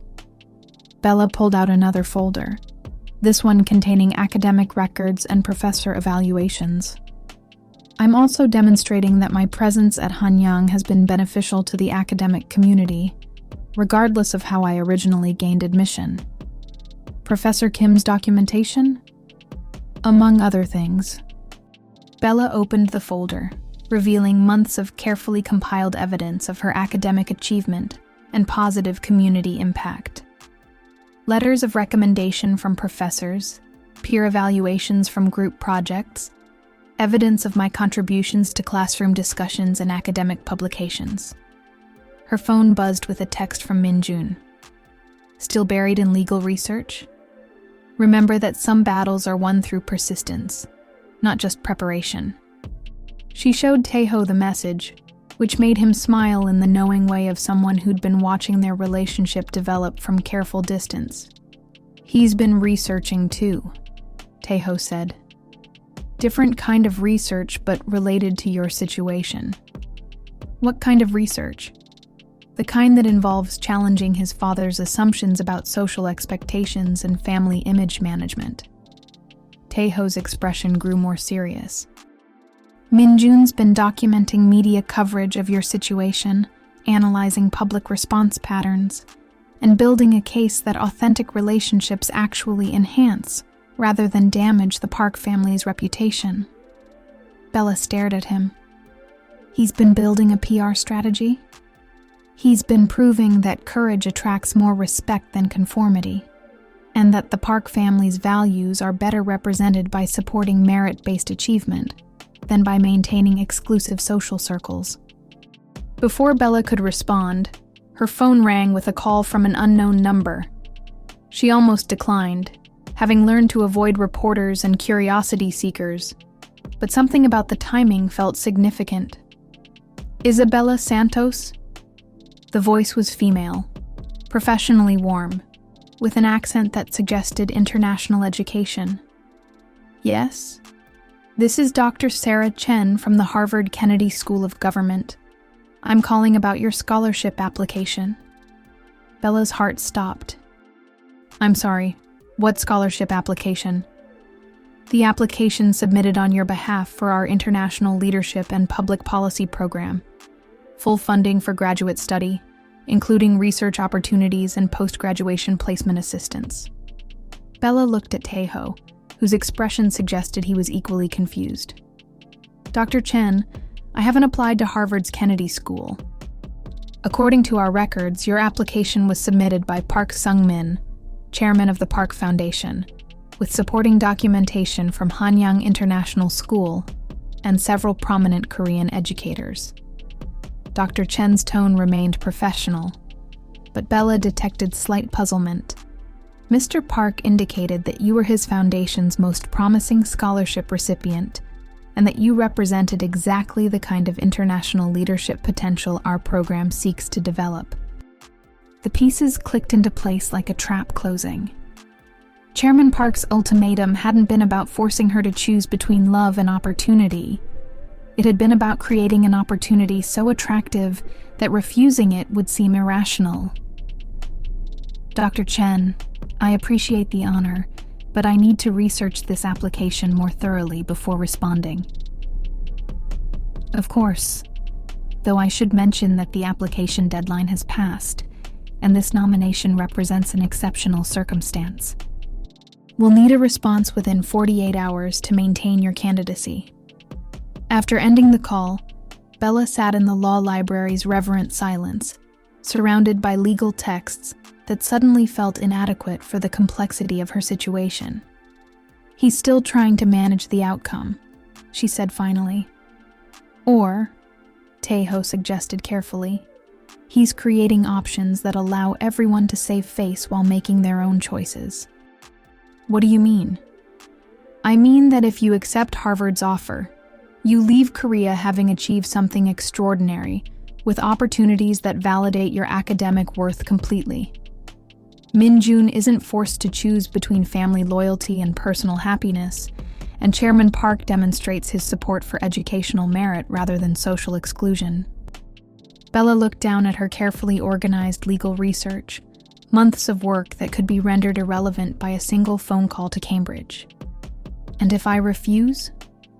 Then you're choosing to fight a battle that could be avoided, for reasons that might be more about pride than principle. As they packed up their research materials, Bella realized that some choices couldn't be resolved through legal precedent or strategic analysis. Sometimes, the most important decisions required trusting your heart even when your head couldn't calculate the optimal outcome. But first, she needed to have a conversation with Chairman Park about the difference between creating opportunities and manipulating choices, and with Min-jun about what kind of future they actually wanted to build together. The cherry blossoms were falling like snow in the courtyard where Bella had first met Min-jun, creating a carpet of pink petals that crunched softly underfoot as she walked toward the bench where someone unexpected was waiting.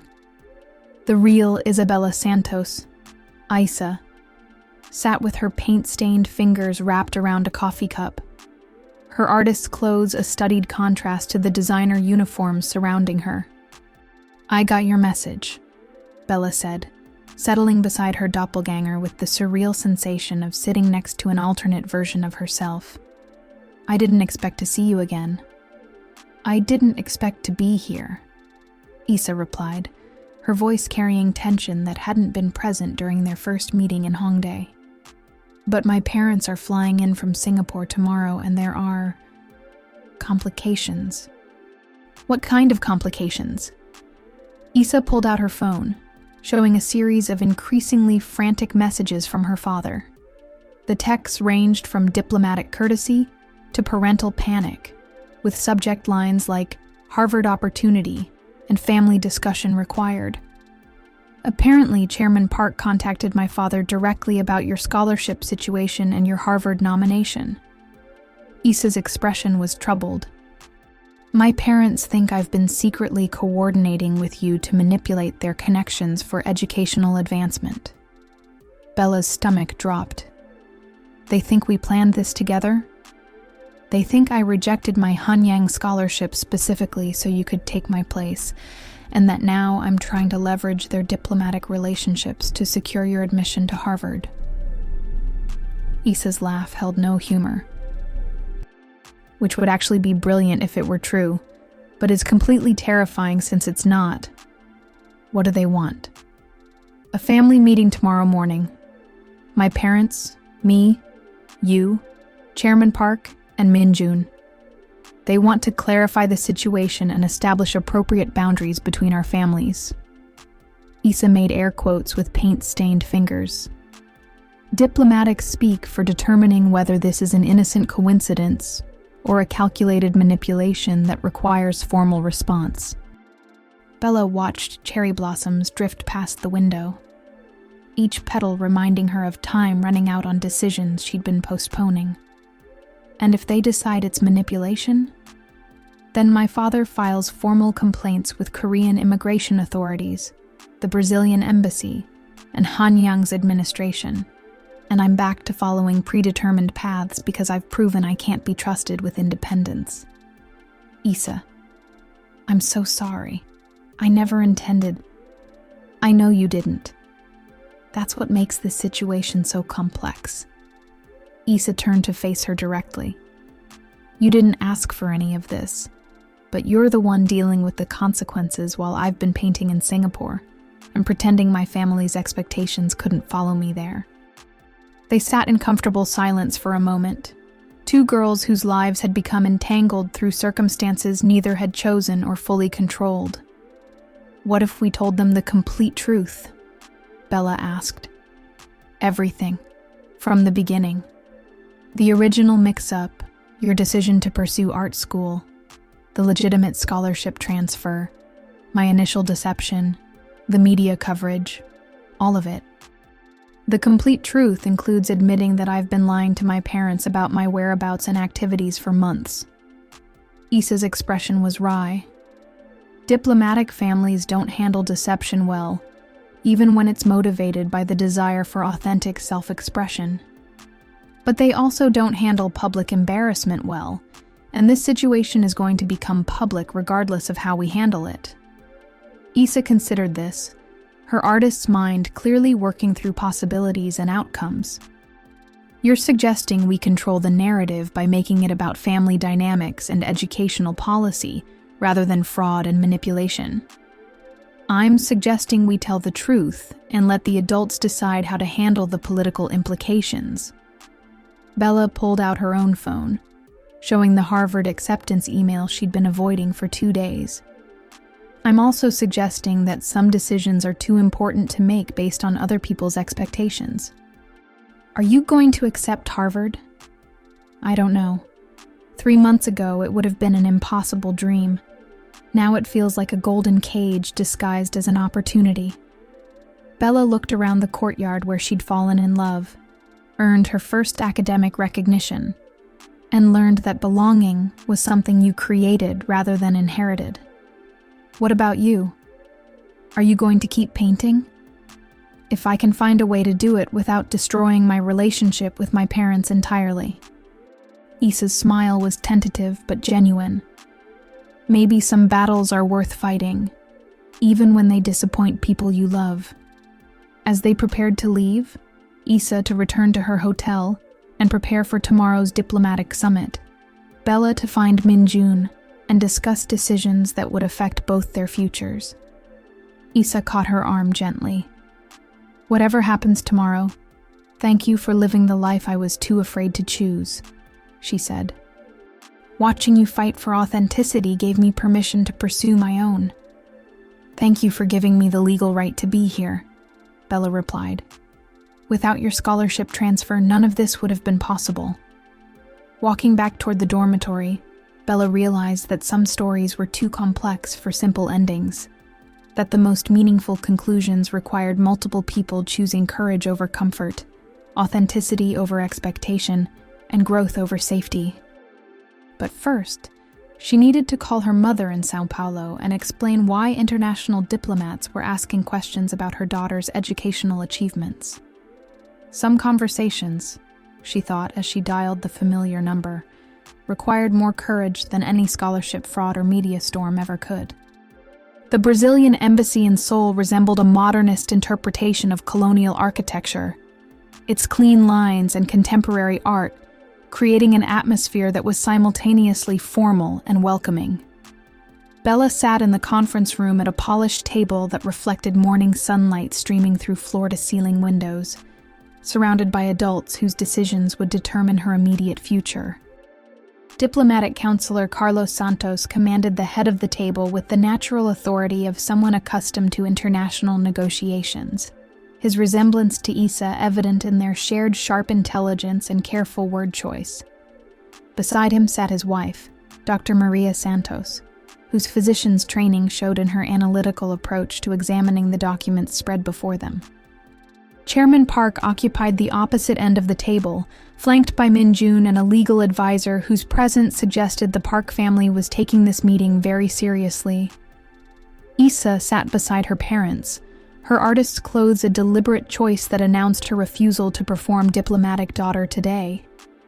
"Let me ensure I understand the situation correctly," Counselor Santos began, his English crisp with diplomatic precision. "My daughter voluntarily relinquished her scholarship to Hanyang International School through proper legal channels, transferring eligibility to Miss Isabella Santos, no relation, who has subsequently excelled academically while navigating complex social and media challenges." "That's accurate," Chairman Park confirmed. "And now, Miss Santos has been offered admission to Harvard's Kennedy School, an opportunity that my family's diplomatic connections had no role in securing. The Harvard nomination came entirely through Park Foundation channels," Chairman Park replied. "Your daughter's academic achievements at Hanyang warranted the recommendation." Dr. Santos leaned forward, her physician's directness cutting through diplomatic pleasantries. "What we want to understand is why our daughter felt compelled to abandon her educational path without consulting us, and why this situation has become international news." The silence that followed felt heavy with years of family expectations and unspoken pressures. Issa straightened in her chair, meeting her mother's gaze directly. "I abandoned my educational path because it wasn't my path at all," Issa said, her voice steady despite the tremor in her hands. "Every decision about my education, my future, my life, has been made based on what would reflect well on our family, rather than what would fulfill me as an individual." "Isabella," her father began. "My name is Issa," she interrupted gently. "I chose it myself because I wanted something that belonged to me rather than inherited from diplomatic traditions." Bella watched this exchange with recognition, the same conflict between authentic self-expression and family loyalty that had driven her own deceptive choices, played out in reverse circumstances. "Issa," Counselor Santos said carefully, "we've always wanted what was best for you. You've always wanted what was best for your vision of who I should become," Issa replied. "There's a difference between supporting someone's potential and directing their choices." Dr. Santos turned to Bella, her expression analytical, but not unkind. "And you, Miss Santos? What do you want from this situation?" Bella had rehearsed answers to this question, but facing Issa's parents, seeing their genuine concern for their daughter mixed with their disappointment in choices they didn't understand, made prepared responses feel inadequate. "I want to earn my place wherever I am through merit rather than circumstance," she said finally. "I want to prove that opportunities should be based on potential rather than background. And I want to build relationships based on honesty rather than performance. Even if those relationships require sacrificing opportunities that could transform your life." Bella glanced at Min-jun, whose expression was carefully neutral but whose eyes held warmth that made her next words easier to say. "The most transformative opportunities are the ones that allow you to become who you're meant to be, not just achieve what looks impressive from the outside." Chairman Park cleared his throat, drawing attention back to practical considerations. "Dr. Santos, Counselor Santos, I believe both young women have demonstrated remarkable maturity in handling this complex situation. The question now is how we move forward in ways that honor their choices while maintaining appropriate diplomatic and educational protocols." "What are you proposing?" Counselor Santos asked.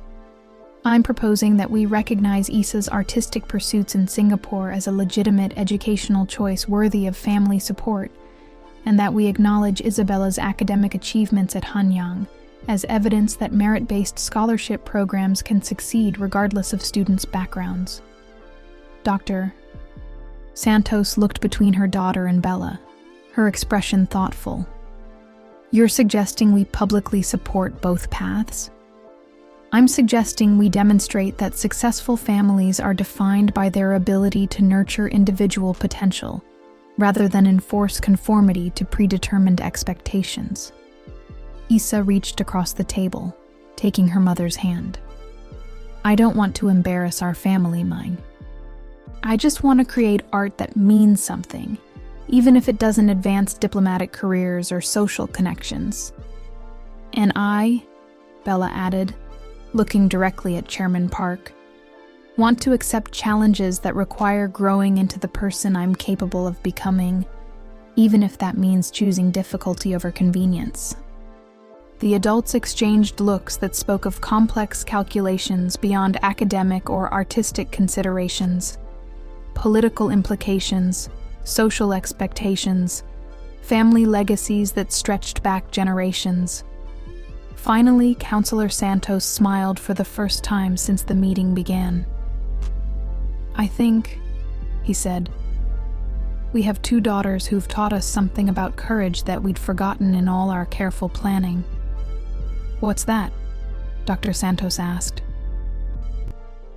"That the most valuable diplomatic skill is the ability to build bridges between different worlds, and that authenticity creates stronger foundations than conformity ever could." As the meeting concluded with handshakes and formal agreements that legitimized both Issa's artistic path and Bella's academic journey, Bella realized that some victories weren't about defeating opponents, but about helping everyone discover better versions of themselves. But walking out of the embassy toward futures that were finally, authentically theirs, both Isabellas knew that the hardest conversations were still ahead, the ones where they had to explain to their hearts what their heads had decided was best. The courtroom wasn't actually a courtroom. It was Hanyang International School's main auditorium, transformed for the public hearing that would determine Bella's final status as a student. The space buzzed with an energy that felt part academic conference, part media circus, and part family reunion, where some relatives weren't speaking to others. Bella sat at a table facing a panel of administrators, government officials, and education experts who would decide whether her presence at Hanyang represented educational fraud or merit-based success. Behind her, the audience contained an unlikely mix of supporters. Professor Kim with her carefully compiled documentation, Taeho with his loyal friendship, So Young with her newfound commitment to authentic relationships, and Minjun with his camera set aside in favor of simply being present. "This hearing," announced Dean Morrison, "will determine whether Miss Isabella Santos's continued enrollment at Hanyang International School serves the interests of educational integrity and institutional excellence." The prosecutor, a stern woman from the Ministry of Education, whose job was apparently to question everything Bella had accomplished, stood with a folder of documents that looked designed to destroy carefully built dreams. "Miss Santos," she began, "you enrolled at this institution under false pretenses, maintained deceptive relationships with classmates and faculty, and benefited from opportunities that were intended for another person. How do you justify these actions?" Bella stood, her legs steadier than she'd expected despite months of anxiety leading to this moment. "I don't justify them. I acknowledge them as mistakes made by a 19-year-old girl who was terrified of losing the only real opportunity she'd ever been offered. Mistakes with serious legal and ethical implications. Yes, mistakes that I've spent the past 6 months working to correct through honest academic achievement and authentic relationship building."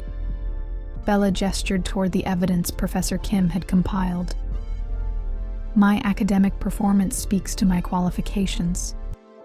My contributions to classroom discussions and school community demonstrate my value as a student. My growth in understanding cultural expectations and social responsibilities shows my commitment to learning from errors rather than repeating them." The prosecutor consulted her notes. "But your initial deception calls into question everything that followed. How can we trust that your academic achievements are genuine rather than products of continued manipulation?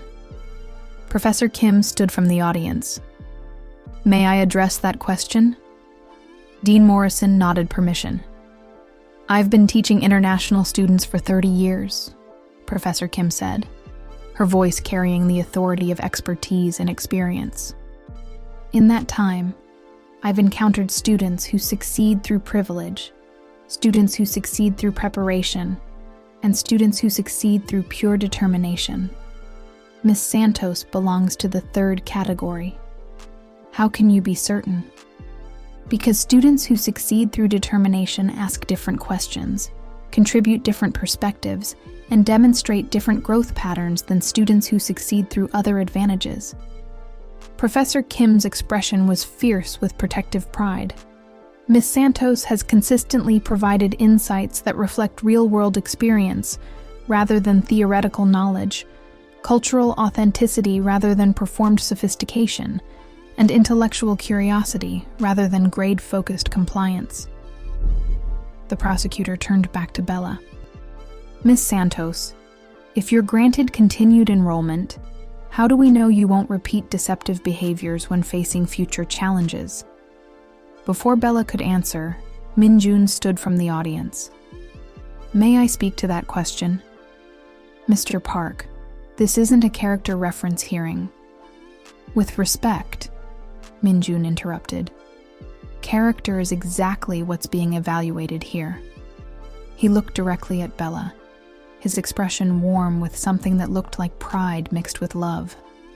The Bella I've come to know over the past months has chosen honesty over convenience repeatedly, even when that honesty cost her relationships and opportunities she valued, such as admitting the truth about her background when she could have maintained the deception indefinitely, such as refusing protection that would have required ongoing performance, such as choosing to fight for her place here, rather than accepting easier alternatives. Min-jun's voice grew stronger. The person who made initial mistakes out of fear is not the same person who's been choosing courage over comfort for the past several months. The hearing continued for 2 hours, with testimony from classmates, professors, and even Chairman Park, who surprised everyone by defending Bella's right to remain at Hanyang based on academic merit rather than social acceptability. But it was Taeho's testimony that brought unexpected tears to Bella's eyes. Bella taught me something important about friendship, he said, adjusting his thick-rimmed glasses with nervous precision. She taught me that real relationships require accepting people for who they actually are, not who they pretend to be. She also taught me that some risks are worth taking, even when they might not work out the way you hope. How did she teach you that?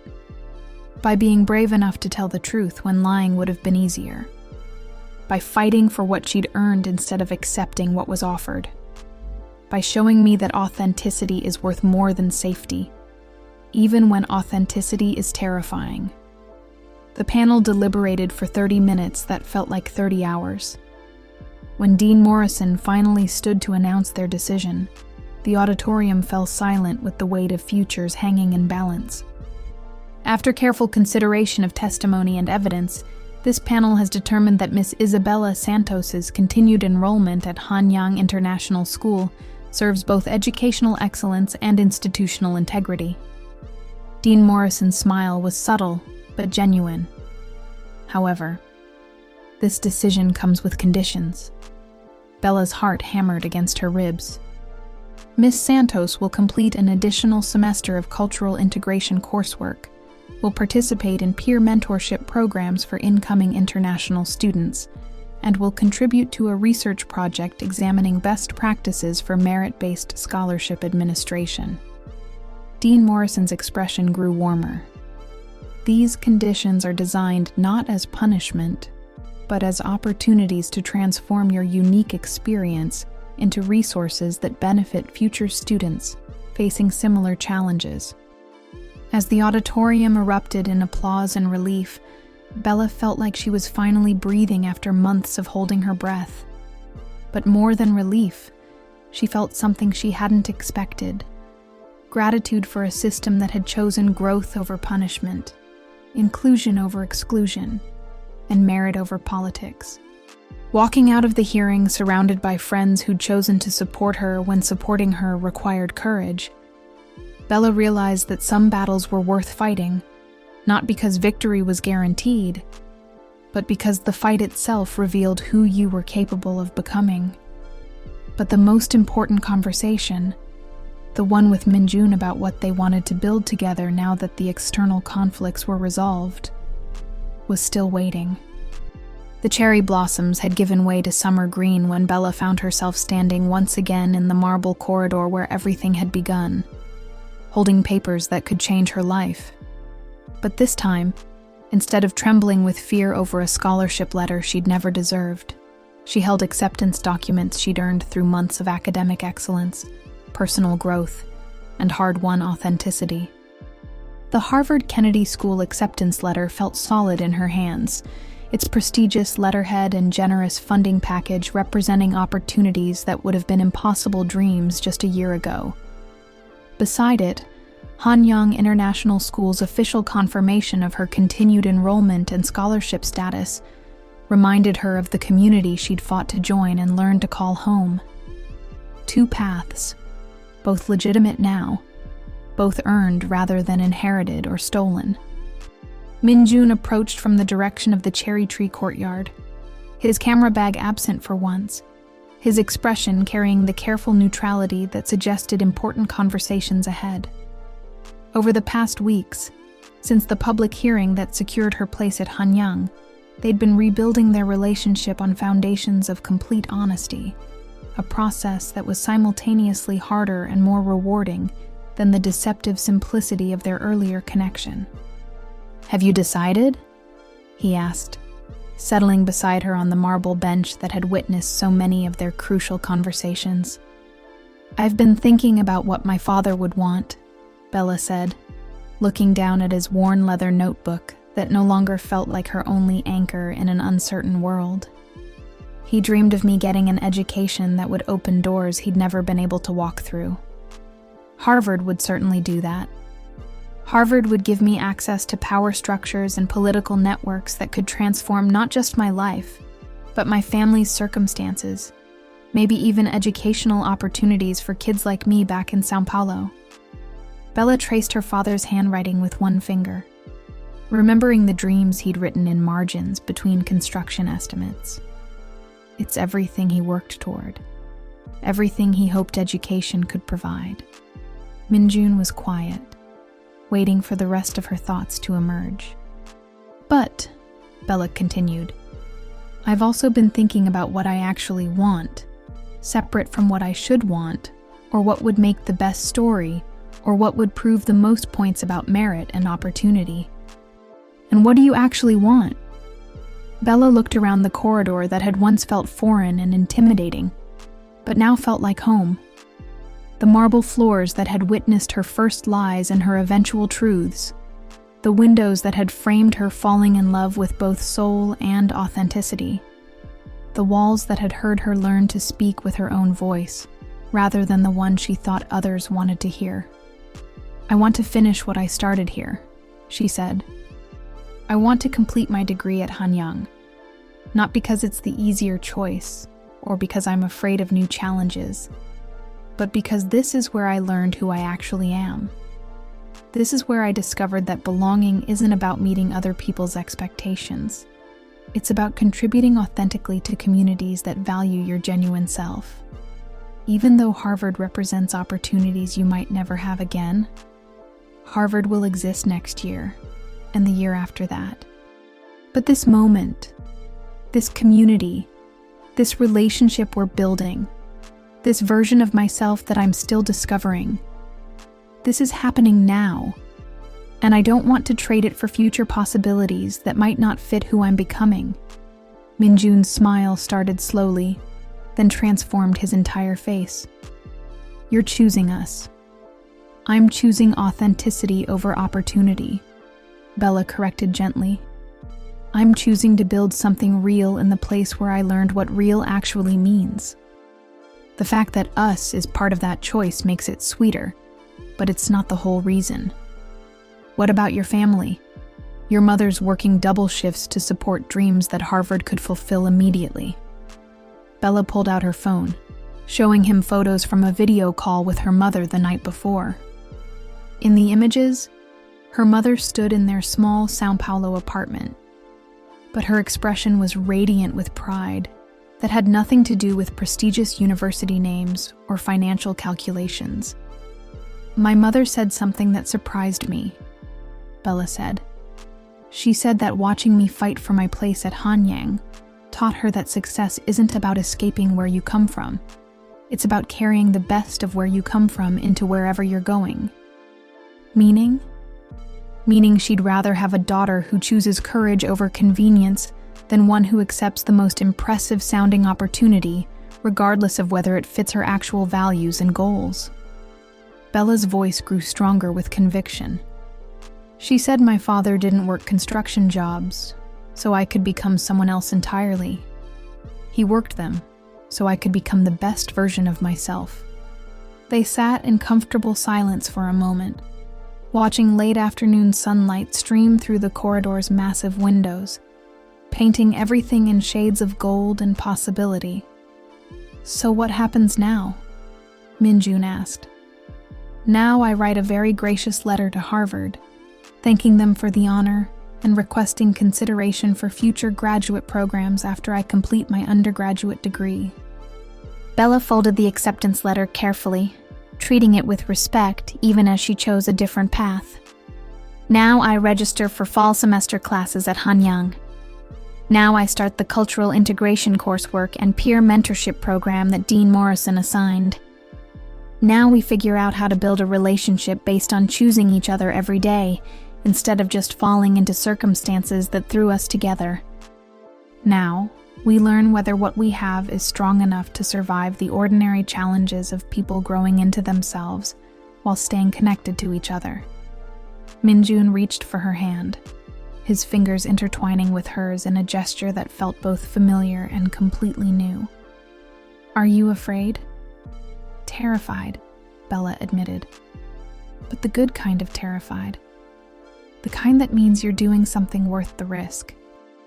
As they walked through the marble corridors toward whatever came next, Bella realized that some stories didn't end with dramatic victories or devastating defeats. Some stories ended with people choosing to keep writing them, one authentic choice at a time, in communities they'd learned to call home with people they'd chosen to trust with the truth of who they actually were. But the most beautiful part wasn't the ending. It was the recognition that every ending was really just another beginning, waiting to be written by people brave enough to keep choosing authenticity over safety, growth over comfort, and love over fear. 1 year later, Bella stood in the same marble corridor where her journey had begun, but everything had changed, including her. The scholarship letter that had once trembled in her hands had been replaced by academic excellence awards, peer mentorship recognition, and early acceptance to graduate programs at 3 different universities, all earned through merit she no longer questioned. The morning sun streamed through familiar windows, but now it illuminated a scene of purposeful activity rather than anxious deception. International students lined the corridor, their nervous energy and excited conversations reminding her of her own first day, when she'd been terrified of discovery and desperate to belong. Remember, she told the group of new scholarship recipients she was mentoring, the most important thing about adapting to a new culture isn't pretending to be someone else. It's learning to translate who you actually are into a language this community can understand and value. Among the new students stood a girl from rural Bangladesh, whose brilliant mathematical mind had earned her a place at Hanyang, despite her family's farming background, and a boy from inner-city Detroit, whose poetry had captured the attention of international literature professors, despite his lack of traditional prep school credentials. Their stories reminded Bella of her own journey, but also showed her how many different paths could lead to the same destination, Authentic belonging earned through persistent authenticity. Miss Santos, one of the new students asked, "What if we make mistakes? What if we don't understand expectations or cultural rules?" "Then you learn from the mistakes and do better next time," Bella replied, thinking of her own journey from deception to truth. Perfection isn't the goal. Growth is. This community values students who challenge themselves to become better, not students who pretend they never need to improve. After the orientation session, Bella walked through the cherry tree courtyard, where pink blossoms were beginning to emerge again, marking another cycle of seasons and possibilities. Minjun sat on their usual bench, camera in hand as he captured the interaction between light and emerging flowers. But he looked up when she approached. "How did the new student orientation go?" he asked, making room for her beside him. "Like watching myself from a year ago, except with more confidence and less terror." Bella settled against his shoulder, comfortable in a way that had taken months to develop. "It's strange, being on the other side of the welcoming process. Good strange or scary strange. Hopeful strange. Like watching proof that the system can work when people are committed to making it work fairly." Minjun showed her the photographs he'd taken of the cherry blossoms. Not the obvious beauty shots that tourists captured, but the subtle moments of transition where buds became flowers, where winter became spring, where potential became reality. "These remind me of something," Bella said, studying the images. "What?" "Your father's expression when I told him I was choosing to stay at Hanyang instead of accepting Harvard." She smiled at the memory of Chairman Park's surprise, transforming into something that looked like respect. Like he was watching someone become who they were always supposed to be. "He told me later that your decision taught him something important about the difference between opportunities and destinations," Minjun said.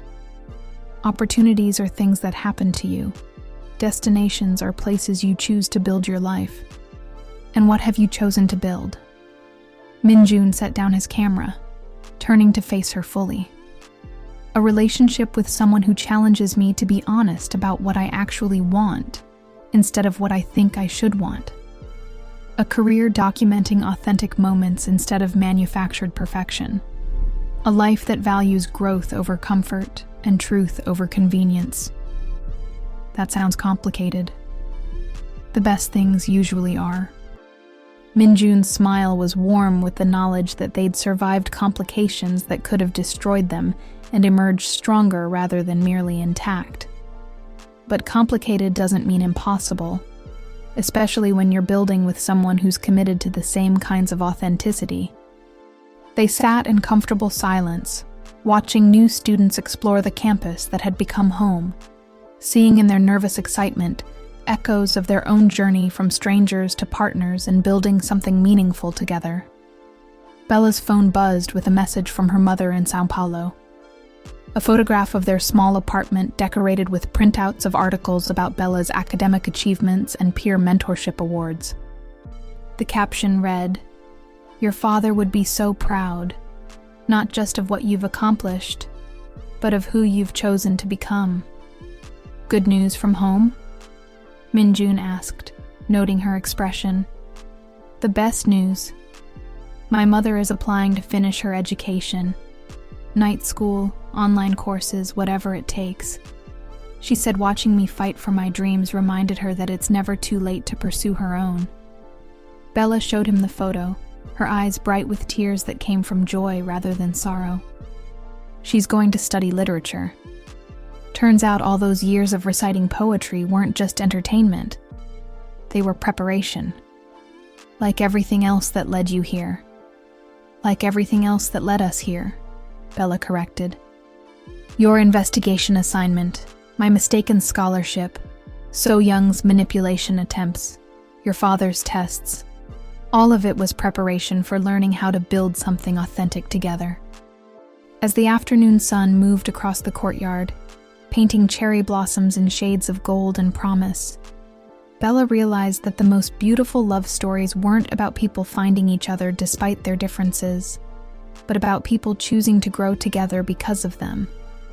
Her father's worn leather notebook sat in her backpack, no longer her only anchor in an uncertain world, but one treasured piece of a life that had expanded to include communities she'd chosen and relationships she'd earned through the radical act of being genuinely herself.